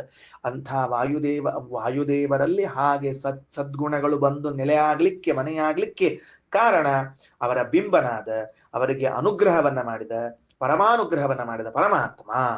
ಯಾಕ ಸ್ವತಃ ಅವ ಸದ್ಗುಣ ಪೂರ್ಣ, ಸ್ವತಃ ಸದ್ಗುಣ ಪರಿಪೂರ್ಣನಾದ ನಾರಾಯಣನು ತನ್ನ ಗುಣಗಳನ್ನು ವಾಯುದೇವರಲ್ಲಿ ಪ್ರತಿಬಿಂಬಿಸುವಂತೆ ಮಾಡಿದ್ದಾನೆ. ಸತ್ಯಸ್ಯ ಸತ್ಯಂ. ಇದಿಷ್ಟು ಘಟ್ಟ ಮುಗೀತು. ಮತ್ತ ಇನ್ನ ಇಷ್ಟೊತ್ತು ಒಂದು ಹೇಳಿದ್ರಲ್ಲ, ಇನ್ನೊಂದು ಹೊಸ ವಿಷಯ ತಗೊಂಡ್ರಿ. ಈಗ ಏನು, ಅರ್ಧನಾರಿ ನರಾಕಾರ ಅಂತ ಬಂದಿದ್ದಿಲ್ಲ, ಈಗ ಚರ್ಚೆ ಶುರುವಾಯ್ತು ಅದ್ರದ್ದು. ಈಗ ಭಗವಂತನದ್ದೇ ಒಂದು ಸ್ತ್ರೀ ರೂಪ ಒಂದು ಪುರುಷ ರೂಪ ಮುಗೀತು. ಈಗ ಒಂದು ದೇಹದಲ್ಲೇನೆ ಅರ್ಧ ಸ್ತ್ರೀ ಅರ್ಧ ಪುರುಷ. ವಾಹ್, ಭಾರಿ ಮಜಾ. ಈಗ ಪರಮಾತ್ಮನದ್ದು ಸ್ತ್ರೀ ಪುಂರೂಪ ಸ ಕೇಶವ, ಸ್ತ್ರೀರೂಪ ಪುರುಷ ರೂಪನಾದವನು ಸಹ ಕೇಶವ. ಯಸ್ಮಿನ್ ಸ್ವಾತ್ಮನಿ ಯುಕ್ತ ಸನ್ ಸ ರಮತೆ ಸ್ತ್ರೀ ಪುಮಾತ್ಮನ. ಎಲ್ಲಿ, ಯಸ್ಮಿನ್ ಯಾವ ಪ್ರದೇಶದಲ್ಲಿ, ಸ್ವಾತ್ಮನಿಯುಕ್ತ ತನ್ನಲ್ಲೇ ತಾನು ಇದ್ದವನಾಗಿ, ಏನೋ ತನ್ನಲ್ಲೇ ತಾನು ಇದ್ದವನಾಗಿ, ರಮತೆ ರಮಣ ಮಾಡ್ತಾನ, ಸ್ತ್ರೀ ಪುಮಾತ್ಮನ ಸ್ತ್ರೀಯಾಗಿಯೂ ಪುರುಷನಾಗಿಯೂ, ಮುನಿಗಂಧರ್ವ ಪಿತ್ರಾದೇಹಿ ನತತ್ ಪ್ರಾಪ್ತ್ಯಂ ಕಥಂಜನ. ಆ ಜಾಗಕ್ಕ ಮುನಿಗಳು ಗಂಧರ್ವರು ಪಿತೃಗಳು ಹೋಗುವ ಹಾಗಿಲ್ಲ. ಯಾರ್ಯಾರು ಹೋಗೋಂಗಿಲ್ಲ? ಮುನಿಗಳು ಪಿತೃಗಳು ಗಂಧರ್ವರು ಹೋಗುವ ಹಾಗಿಲ್ಲ. ಈ ಮುನಿಗಳು ಗಂಧರ್ವರು ಯಥಾ ಕಥಂಚಿತ್ ಕಿವಿಗೆ ಬಿದ್ದಿರ್ತದೆ. ಪಿತೃಗಳು ಶ್ರಾದ್ದದಾಗ್ಬಿಟ್ರೆ ಉಳಿದು ಹೊತ್ತೇ ನಮಗೆ ಕಲ್ಪನೆ ಬರೋದಿಲ್ಲ. 3 ಕಕ್ಷೆಯಲ್ಲಿ ಬರ್ತಾರ್ರಿ, 2 ಅಲ್ಲ 3 ಕಕ್ಷೆಯಲ್ಲಿ ಬರ್ತಾರೆ ಪಿತೃಗಳು. ಪ್ರಸಂಗದಲ್ಲಿ ಹೇಳ್ತೀನಿ. 3 ಕಕ್ಷೆಯಲ್ಲಿ ಪಿತೃಗಳು ಬರ್ತಾರೆ. ಅದರಲ್ಲಿ ವಸು ರುದ್ರ ಆದಿತ್ಯ ಎಂಬ ಹೆಸರಿನ ಪಿತೃಗಳಿದ್ದಾರೆ. ಬೇರೆ ಬೇರೆ ಪಿತೃಗಳಿದ್ದಾರೆ. ಇನ್ನೂ 2 ಕಕ್ಷೆಯಲ್ಲಿ ಬರುವಂತಹ ಪಿತೃಗಳಿದ್ದಾರೆ. ನೋಡ್ರಿ, ಬರೀ ನಾವು ಶ್ರಾದ್ದ ಮಾಡಿದಾಗ ಆ ಪಿತೃದೇವತೆಗಳು ಬರ್ತಾರ, ತಮ್ಮ ತಂದೆಯವರು ಎಲ್ಲಿರ್ತಾರಲ್ಲೋ ಇದು ಮುಟ್ಟಿಸ್ತಾರ ಅಂತ ಹಿಂಗ ತಿಳ್ಕೊಂಡಿರ್ತೀವಿ. ಅದನ್ನ ಬಿಟ್ಟು ಇನ್ನೂ ಅನೇಕ ಕಾರ್ಯಗಳನ್ನ ಮಾಡುವಂಥವರಿದ್ದಾರೆ. ಆ ಪಿತೃಗಳನ್ನ ಕುರಿತೇ ಒಂದು ಅದ್ಭುತವಾದ ಸ್ತೋತ್ರ ಅದ ಪುರಾಣ ಪ್ರಪಂಚದಲ್ಲಿ. ಪಿತೃಸ್ತೋತ್ರ ಅಂತ ಅದು ನಾವು ಕೇಳೇ ಇಲ್ಲ. ಪಿತೃಸ್ತೋತ್ರ ಏನೋ ಇಂದ್ರಸ್ತುತಿ, ಚಂದ್ರಸ್ತುತಿ, ವಾಯುಸ್ತುತಿ ಮತ್ತು ಆ ಸ್ತುತಿ, ಲಕ್ಷ್ಮೀ ಸ್ತುತಿ ಎಲ್ಲ ಕೇಳಿದ್ದೇವೆ. ಪಿತೃಸ್ತುತಿ ಇದೆ, ಹೇಳಬೇಕು ಅವನ್ನೆಲ್ಲ ನಾವು. ಜಗನ್ನಾಥ ದಾಸರು ಪಿತೃಗಳ ಸಂಧಿ ಪ್ರತ್ಯೇಕ ಬರೆದಿದ್ದಾರೆ. ನಾಳೆ ನೀವು ಪಕ್ಷಮಾಸ ಪ್ರಾರಂಭವಾದರೆ ಮೊದಲನೇ ದಿವಸದಿಂದ ಕೊನೆಯ ದಿವಸ ತನಕ ಪಿತೃಗಳ ಸಂಧಿ ಹೇಳಬೇಕು ನೀವೆಲ್ಲ. ಪುರುಷರು, ಸ್ತ್ರೀಯರಲ್ಲ, ಪುರುಷರು. ಸ್ತ್ರೀಯರು ಹೇಳಿ, ಪುರುಷರು ಹೇಳಲೇಬೇಕು. ನೀವು ಕರ್ತವ್ಯ ಅದು. 15 ದಿವಸ ಪುರುಷರು ಬಂದಿರ್ತಾರೆ ಪಿತೃಗಳ ಸಂಧಿ. ಹೇಳ್ತಿರ್ಲಿಲ್ಲ? ಮತ್ತೆ ಪುಸ್ತಕ ತಗೊಂಡು ಹೇಳ್ಬೇಕು. ಗೊತ್ತಿಲ್ಲ ಅಂದ್ರೆ ಅದು ಇದು ನಮ್ಮ ಅಪರಾಧ, ಅದು ನಮ್ ತಪ್ಪದು. ಮುಂದೆ ಅದರಿಂದ ಆ ಪಿತೃದೇವತೆಗಳು ಕೂಡ ಅಲ್ಲಿ ಹೋಗ್ಲಿಕ್ಕೆ ಬರೋದಿಲ್ಲ. ಅಲ್ಲಿ ಯಾಕೆ ಹೋಗ್ಲಿಕ್ಕೆ ಬರೋದಿಲ್ಲ ಅಂದ್ರೆ ನ ತತ್ಪ್ರಾಪ್ಯಂ ಕಥಂಚನ ಆಪ್ನುವಂತಿ ಸುರಾ ಸರ್ವೇ ಸರ್ವೇ ಸುರಾಹ ಆಪ್ನುವಂತಿ. ಆ ಜಾಗಕ್ಕೆ ಹೋಗ್ತಾರೆ. ತದ್ರೂಪಂ ಜಾಜ್ವಲತ್ ಸದಾ. ಆ ಅರ್ಧ ಸ್ತ್ರೀ ಅರ್ಧ ಪುರುಷಾಕಾರನಾದ ಭಗವಂತನ ರೂಪ ಅದ ಅಲ್ಲ, ಭಾರಿ ಫಳ ಫಳ ಫಳ ಫಳ ಫಳ ಹೊಳಿತದಂತ, ಜಾಜ್ವಲ್ಯಮಾನ, ಜಾಜ್ವಲತ್ ಸದಾ. ಅಷ್ಟು ನೋಡ್ಲಿಕ್ಕೆ ಇವ್ರಿಗೆ ಕೆಪಾಸಿಟಿ ಇಲ್ಲ. ಅದನ್ನ ಸಾಕ್ಷಾತ್ಕಾರ ಮಾಡ್ಕೊಳ್ಳಿ ಕೆಪಾಸಿಟಿ ಇಲ್ಲ. ಅದಕ್ಕೆ ಅರ್ಜುನ ನಿನ್ ವಿಶ್ವರೂಪ ತೋರಿಸು ಅಂದ್ರೆ ದಿವ್ಯಂ ದದಾಮಿತೆ ಚಕ್ಷು ಅಂದ. ಹೊಸ ಕಣ್ಣು ಜನಗೆ ಹಚ್ಚಲಿಬೇಕು ಜಗದಂಬ. ಹೊಸ ಕಣ್ಣು ಹಚ್ತೀನಿ ಅನ್ನವ, ಈ ಹಳೆ ಕಣ್ಣಿಗೆ ಬರುದಿಲ್ಲ, ಉಪಯೋಗ ಬೀಳುದಿಲ್ಲ ಅನ್ನವ. ಅಂದ್ರೆ ಆ ಋಷಿಗಳಿಗೆ ಮತ್ತೆ ಗಂಧರ್ವರಿಗೆ ಪಿತೃಗಳಿಗೆ ಅದನ್ನು ನೋಡುವಂತಹ ಸಾಮರ್ಥ್ಯ ಇಲ್ಲ. ಯಾವ್ದದು? ಅರ್ಧನಾರಿ ಪುಮಾಕಾರಂ ಬಂತ್ ನೋಡ್ರಿ. ಈಗ ಅರ್ಧನಾರಿ ಪುಮಾಕಾರಂ ತಸ್ಯ ವಾಮಸ್ಥಿತಾನಿ ಸ್ತ್ರೀ ರೂಪಾಣಿ. ಭಗವಂತನ ದೇಹದಲ್ಲಿ ಅರ್ಧ ಭಾಗದಲ್ಲಿ ಎಡಕ್ಕವ ಸ್ತ್ರೀ ರೂಪಗಳು. ಅಂದ್ರ ಭಾರಿ ಆಶ್ಚರ್ಯ. ಒಂದ್ ಚಿತ್ರ ತೆಗೀರಿ, ಕಲ್ಪನಾ ಬರ್ತದ. ಈ ಕಡೆ ಭಾಗದಾಗ ಹೆರಳು ಬರ್ಬೇಕು, ಈ ಕಡೆ ಭಾಗದ ಕಣ್ಣಿಗೆ ಕಾಡಿಗೆ ಹಚ್ಚಬೇಕು. ಇಲ್ಲಿ ಮೀಸಿ ಇರಂಗಿಲ್ಲ, ಇಲ್ಲಿ ಮಾತ್ರ ಮೀಸಿ ಇರ್ತದ. ಅದೆಲ್ಲ ಬಹಳ ಕಷ್ಟ ಇದೆಲ್ಲ ತೊಳ್ಕೊಳ್ಳಿ. ಅಥವಾ ಬೇಡವೇ ಬೇಡ, ಯಾಕಂದ್ರೆ ನಿತ್ಯ ನೂತನ ಪರಮಾತ್ಮ ಅವ್ನ ಮೀಸಿ ನಡೀತದ. ಈ ಕಡೆಗೆಲ್ಲ ಹಿಂಗ ಭಾಗ. ಇಲ್ಲಿ ಒಂದು ಭಾಗದಲ್ಲಿ ಸ್ತ್ರೀ ಲಕ್ಷಣಗಳು, ಒಂದು ಭಾಗದಲ್ಲಿ ಪೂರ್ಣ, ಇನ್ನೊಂದು ಭಾಗದಲ್ಲಿ ಈ ದೇಹನೇ ಪುರುಷ ದೇಹ. ಹಿಂಗ ಅದ್ಭುತವಾದ ರೂಪ ಇದೆ ಭಗವಂತನದ್ದು ಅಂಥೇಳಿ. ನಮ್ಮ ದೇಹದಲ್ಲೇನು ನಾಡಿಗಳವ ನೋಡ್ರಿ, ಅದು ಬಲಭಾಗದಲ್ಲಿದ್ದ ನಾಡಿಗಳು ಪುರುಷ ನಾಡಿಗಳು, ಎಡಭಾಗದಲ್ಲಿದ್ದ ಸ್ತ್ರೀ ನಾಡಿಗಳು ಅಂತ ಕರೀತಾರೆ. 36,000 ಪುರುಷ ನಾಡಿಗಳು, 36,000 ಸ್ತ್ರೀ ನಾಡಿಗಳು. ಅಲ್ಲ, ಅದಲ್ಲ, ಅದು ಬೇರೆ. ಅದೇ ಇಡಾಪಿಂಗಳ ಅಂತ ಕರೀತಾರೆ. ಇಡಾಪಿಂಗಳ ಅಂತ ಕರೆಯುವಂತಹ ನಾಡಿಗಳು ಪುರುಷ ನಾಡಿಗಳು ಮತ್ತು ಸ್ತ್ರೀ ನಾಡಿಗಳು ಅಂತ ಕರೀತಾವ. ಒಬ್ಬ ಸುಮ್ನೆ ನಿಮಗೊಂದು ಅನುಸಂಧಾನ ಮತ್ತೊಂದು ಮಾಡ್ಲಿ ಬಿಡ್ಲಿ ಕೇಳಿ ಬಿಡ್ರಿ. ಒಬ್ಬ ಜ್ಞಾನಿ ಪುರುಷ ಅವನಿಗೆ ನೀವು ಒಂದು ಭೋಜನಕ್ಕೆ ಹಾಕಿದ್ರೆ, ಒಬ್ಬ ಜ್ಞಾನಿಗೆ ಪುರುಷನಿಗೆ ಅವ ಎಂಥವ ಗೊತ್ತದೆ, ನಿಮ್ಗೆ ಅರ್ಥ ಆಗ್ತದೆ. ಅಥವಾ ನೀವು ಅವನಿಗೆ ಊಟಕ್ಕೆ ಹಾಕೋ ಕಾಲಕ್ಕೆ, ಅವ ಊಟಕ್ಕೆ ಕೂತಾಗ ಊಟ ಮಾಡುವ ಕಾಲದಲ್ಲಿ ಇವನ ದೇಹದಲ್ಲಿ ಬಲಭಾಗದಲ್ಲಿ 36,000 ನಾಡಿಗಳಲ್ಲಿ ಭಗವಂತ ಪುರುಷ ರೂಪದಲ್ಲೂ, ಎಡಭಾಗದಲ್ಲಿ 36,000 ರೂಪ ಸ್ತ್ರೀ ರೂಪದಲ್ಲಿ ಕುಳಿತಿದ್ದಾನೆ ಎಂದು ಅನುಸಂಧಾನ ಮಾಡಿ ಭೋಜನಕ್ಕೆ ಹಾಕಿದರೆ ನಿಮ್ಮ ಆಯಸ್ಸು ಎಷ್ಟು? 100 ವರ್ಷ. ಎಷ್ಟು ದಿನಗಳು? 36,000 ವರ್ಷಗಳು, ದಿನಗಳು. ಗೊತ್ತಾಯ್ತಿಲ್ಲೋ? ಹಾಗಾದ್ರೆ 36 72 ದಂಪತಿಗಳು ಅಂತ ಮಾಡಿದ್ರೆ 36 ಆಯ್ತು. ಹಂಗಾರೆ 36,000 ದಿನಗಳು ಪ್ರತಿನಿತ್ಯದಲ್ಲಿ ಒಬ್ಬ ಭಗವತ್ ಬ್ರಾಹ್ಮಣನಿಗೆ ಊಟಕ್ಕೆ ಹಾಕಿದ ಪುಣ್ಯ ಅದ ಅಂತ ಹೇಳ್ತಾರೆ. ನಿತ್ಯದಲ್ಲಿ ಹರಿಯ ಅರ್ಚಿಸಿದ ಪುಣ್ಯ ಉಂಟು ಅಂತ ಜಗನ್ನಾಥ ಹೇಳ್ತಾರೆ. ಅರ್ಥ ಆಯ್ತಾ ಹೇಳಿದ್ದೇನಂತ? ಒಬ್ಬ ಬ್ರಾಹ್ಮಣಿಗೆ ಊಟಕ್ಕೆ ಹಾಕ್ರಿ, ಒಂದು ದಿವಸಕಾರ ಊಟಕ್ಕೆ ಕೂತಾಗ ಎದುರಿಗೆ ಕೂತ್ಕೊಂಡು ಅನುಸಂಧಾನ ಮಾಡ್ರಿ. ಬಲಭಾಗದಲ್ಲಿ ಪುರುಷ ನಾಡಿಗಳಲ್ಲಿ ಪರಮಾತ್ಮ ಪುರುಷ ರೂಪ, ಎಡಭಾಗದಲ್ಲಿ ಸ್ತ್ರೀ ರೂಪದಲ್ಲಿ ಇದ್ದಾನೆ. ಇವೆರಡೂ ಕೂಡ್ಕೊಂಡು ದಂಪತಿಗಳವರು, ಅವ್ರ ದಂಪತಿಗಳು ನಮ್ಮ ಮನೆ ಊಟಕ್ಕೆ ಬಂದಾರ ಅಂತಂದ್ರೆ ಇವು ಒಂದು ನಾಡಿ ಒಂದು ದಿವಸದ್ದು, ಮತ್ತು 36,000 ನಾಡಿ ಅಂದ್ರೆ 36,000 ದಿನಗಳು, ಅಂದ್ರೆ 100 ವರ್ಷ. 100 ವರ್ಷನೂ ನೀವು ಬ್ರಾಹ್ಮಣರಿಗೆ ಊಟಕ್ಕೆ ಹಾಕಿದ ಪುಣ್ಯ. ಏನ್ ಮಾಡ್ತೀರಿ? ಮುಂದೇನ್ ಮಾಡೋಣ ಅಂತ. ಸ್ತ್ರೀ ರೂಪಾಣಿ ಸರ್ವಾಣಿ ವಿಷ್ಣೋರತ್ಯದ್ಭುತಾನಿ ಚ ವಿಷ್ಣೋರ್ಯಾನಿ ತು ಪುಂರೂಪಾಣಿ. ಆ ಭಗವಂತನ ಯಾವ ಪುರುಷ ರೂಪಗಳಿವೆಯೋ ಅವು ಸ್ಥಿತಾನ್ಯಸ್ಯ ದಕ್ಷಿಣಿ, ಅವು ಬಲಭಾಗದಲ್ಲಿದೆ. ತಾನ್ಯಸ್ಯೈವ ರೂಪಾಣಿ ಯುಜ್ಯಂತೇತ್ರ ಪರಸ್ಪರಂ, ಅವುಗಳೇ ಪರಸ್ಪರವಾಗಿ ಗಂಡ ಹೆಂಡತಿಯಂತೆ ಇರತಕ್ಕಂಥದ್ದಾಗಿದೆ. ಏಷ ನಾರಾಯಣೋ ದೇವಃ ಅರ್ಧನಾರಿ ಪುಮಾತ್ಮಕಃ, ಅರ್ಧನಾರಿ ಪುರುಷ ರೂಪನಾಗಿದ್ದಾನೆ. ಸರ್ವೇ ದೇವಾ ಸಭಾರ್ಯಾಶ್ಚ ತಂ ಪ್ರಾಪ್ಯ ಪುರುಷೋತ್ತಮಂ, ಎಲ್ಲಾ ದೇವತೆಗಳು ತಮ್ಮ ಹೆಂಡತಿಯಿಂದ ಕೂಡಿಕೊಂಡು ಆ ಪರಮಾತ್ಮನಲ್ಲಿ ಬರ್ತಾರೆ. ಏಕೀಭಾವಂ ಸ್ವಭಾರ್ಯಾಭಿಹಿ ಅರ್ಧನಾರಿ ಪುಮಾತ್ಮನ ಪ್ರಾಪ್ಯೈವೋಪಾಸತೆ ವಿಷ್ಣು ಮುಕ್ತ ಸಂಸಾರ ಸಾಗರಾತ್. ಸಂಸಾರ ಸಾಗರದಿಂದ ಮುಕ್ತರಾದವರವರು ಅಲ್ಲಿ ಬಂದು ಏಕೀಭಾವ ಅಂತಾರ. ತಾವು ಗಂಡ ಹೆಂಡತಿಯರೆಲ್ಲರೂ ಪರಮಾತ್ಮನ ಬಳಿಗೆ ಬರ್ತಾರ. ಒಂದು. ಎರಡನೇದೇನ್ ಗೊತ್ತೇನ್ರಿ? ಬಹಳ ಆಶ್ಚರ್ಯ. ಸ್ವತಃ ದೇವತೆಗಳು ಅರ್ಧನಾರಿಯರ ರೂಪ ತಗೋತಾರ. ಇದು ಹೊಸ ಅಂಶ ಎಡಿಷನಲ್. ಮತ್ತೆ ಹೇಳಿ ಶ್ರೀಮದಾಚಾರ್ಯರು, ಸ್ವಭಾರ್ಯಾಭಿ ಅರ್ಧನಾರಿ ಪುಮಾತ್ಮನ ಪ್ರಾಪ್ಯೈವೋಪಾಸತೆ. ಈಗ ಉದಾಹರಣೆಗೆ ಬ್ರಹ್ಮದೇವರಿದ್ದಾರೆ ಅಂತ ಇಟ್ಕೊಳ್ರಿ. ಆ ಬ್ರಹ್ಮದೇವರು ಸರಸ್ವತಿ ಬ್ರಹ್ಮ ಅರ್ಧ ಭಾಗದಲ್ಲಿ ಅವರು ಒಂದು ಅರ್ಧನಾರಿಯನ ರೂಪ ತಗೊಂಡ್ರು. ಮತ್ತೆ ಶೇಷದೇವರಿದ್ದಾರೆ, ಅವರು ಸೌಪರ್ಣಿ ವಾರುಣಿ ಮತ್ತು ಶೇಷ ಇಬ್ಬರಾದ್ರು. ಗರುಡ ಇದ್ದಾನ, ಸೌಪರ್ಣಿ ಮತ್ತು ಗರುಡ ಆದ್ರು. ಹಿಂಗ ಒಂದೇ ದೇಹದಲ್ಲಿ ಎರಡೆರಡು ಭಾಗ, ಪ್ರತ್ಯೇಕ ಗಂಡ ಹೆಂಡತಿ ರೂಪ, ಎರಡು ರೂಪಗಳು. ಅರ್ಥ ಆಯ್ತಾ? ಪ್ರತ್ಯೇಕವಾಗಿ ಗರುಡ ಹೆಂಡತಿ, ಶೇಷ ಹೆಂಡತಿ, ಒಂದೇ ದೇಹದಲ್ಲಿ ಗರುಡ ಮತ್ತು ಗರುಡನ ಹೆಂಡತಿ, ಶೇಷ ಮತ್ತು ಶೇಷ ಹೆಂಡತಿ. ಹಿಂಗಿದ್ದುಕೊಂಡು ದೇವರ ಜೊತೆಗೆ ಅವ ಹಂಗ ವಿಹಾರ ಮಾಡ್ತಾ ಇದ್ರು, ಇವರು ಹಂಗ ವಿಹಾರ ಮಾಡ್ತಾ ಇದ್ದಾರೆ. ಮೋದಂತೆ ಚ ರಮಂತೆ ಚ ವಿಭಾಗಂ ಚೇಚ್ಛಯಾಪ್ನುಯುಹು. ಮೋದಂತೆ ರಮಂತೆ, ಸಂತೋಷ ಪಡ್ತಾರ. ವಿಭಾಗಂಚ ಆಪ್ನುಯುಹು, ಏನ್ ಮಾಡ್ತಾರ? ವಿಭಾಗವನ್ನು ಹೊಂದುತ್ತಾರ. ಅರ್ಥ ಆಯ್ತಾ ಹೇಳಿದ್ದು? ವಿಭಾಗವನ್ನು ಹೊಂದುತ್ತಾರ. ಬೇಕಾದ್ರೆ ಆನಂದ ಪಡ್ತಾರ, ಬೇಡ ಅಂದ್ರೆ ಆನಂದ ವಿಭಾಗವನ್ನ ಹೊಂದುತ್ತಾರ. ಅದು ಸ್ವೇಚ್ಛಾ, ಅದಕ್ಕೆ ಅವಕಾಶ ಕೊಟ್ಟಾನ ದೇವರು. ಇನ್ನ ಬಹುಧಾಚ ಭವಂತೇತೆ ಸ್ತ್ರೀ ಪುಮಾತ್ಮ ಪೃಥಕ್ ಪೃಥಕ್, ಬಹಳ ರೂಪವಾಗ್ತದ ಸ್ತ್ರೀ ಪುರುಷ ರೂಪದಿಂದ. ಇದೆಲ್ಲ ಹೆಂಗ್ ಸಾಧ್ಯ ಆಯ್ತು ಅಂದ್ರೆ ಪ್ರಸಾದಾತ್ ವಾಸುದೇವನ ಪ್ರಸಾದದಿಂದ. ಭಾಗೈಹಿ ಸ್ತ್ರೀ ಪುಂ ಸ್ವರೂಪಿಣಃ, ಸ್ತ್ರೀ ಪುರುಷ ರೂಪದಿಂದ ಭಾಗದಿಂದ ಇರ್ತಾರೆ. ತೇನೈವ ನಿಯತ ನಿತ್ಯಂ ತದ್ವಶಾತ್ ತತ್ಪ್ರಾಣ, ಭಗವಂತನ ಅಧೀನರಾಗಿ ಅವನಲ್ಲೇ ಇರತಕ್ಕಂಥವರಾಗಿದ್ದಾರೆ. ಇನ್ನ ರಮಂತೆ ನಾಣ್ಯಗಮ್ಯೋಸೌ ದೇಶೋ ವಿಷ್ಣು ಪರಾತ್ಮನಃ, ಈ ದೇಶ ಭಗವಂತನ ದೇಶ, ಇಲ್ಲಿ ಬೇರೆಯವರು ಯಾರು ಹೋಗ್ಲಿಕ್ಕೆ ಸಾಧ್ಯವಿಲ್ಲ. ಯಾರು ಹೋಗುವಂಗಿಲ್ಲಪ್ಪ ಇಲ್ಲಿ. ತಿಳಿತ ವಿಷಯ ಏನಂತ ಹೇಳಿ, ಆ ಜಾಗದಲ್ಲಿ ಉಳಿದವ್ರು ಹೋಗುವಂಗಿಲ್ಲ ಅಂತ ಹೇಳ್ತಾರೆ. ಸ್ತ್ರೀ ಪುಂರೂಪೇಣ ಯುಕ್ತಂ ತದ್ವಿಷ್ಣಾಖ್ಯಂ ಪರಮಕ್ಷರಂ ಅಕ್ಷರಾದೇವ ಪರಮಾತ್ಮ ಮುಂಸೋ ನಾರಾಯಣಾಭಿಧಾತ್ ಆಗಚ್ಚತಿ ತದೈತೇತೆ ದೇವಾ ಭಾರ್ಯಾ ಸಮನ್ವಿತಾ. ಮಧ್ಯಾಹ್ನ ಪಾಠದಲ್ಲಿ ನೋಡೋಣ. ಶ್ರೀಕೃಷ್ಣ ಅರ್ಪಣಮಸ್ತು.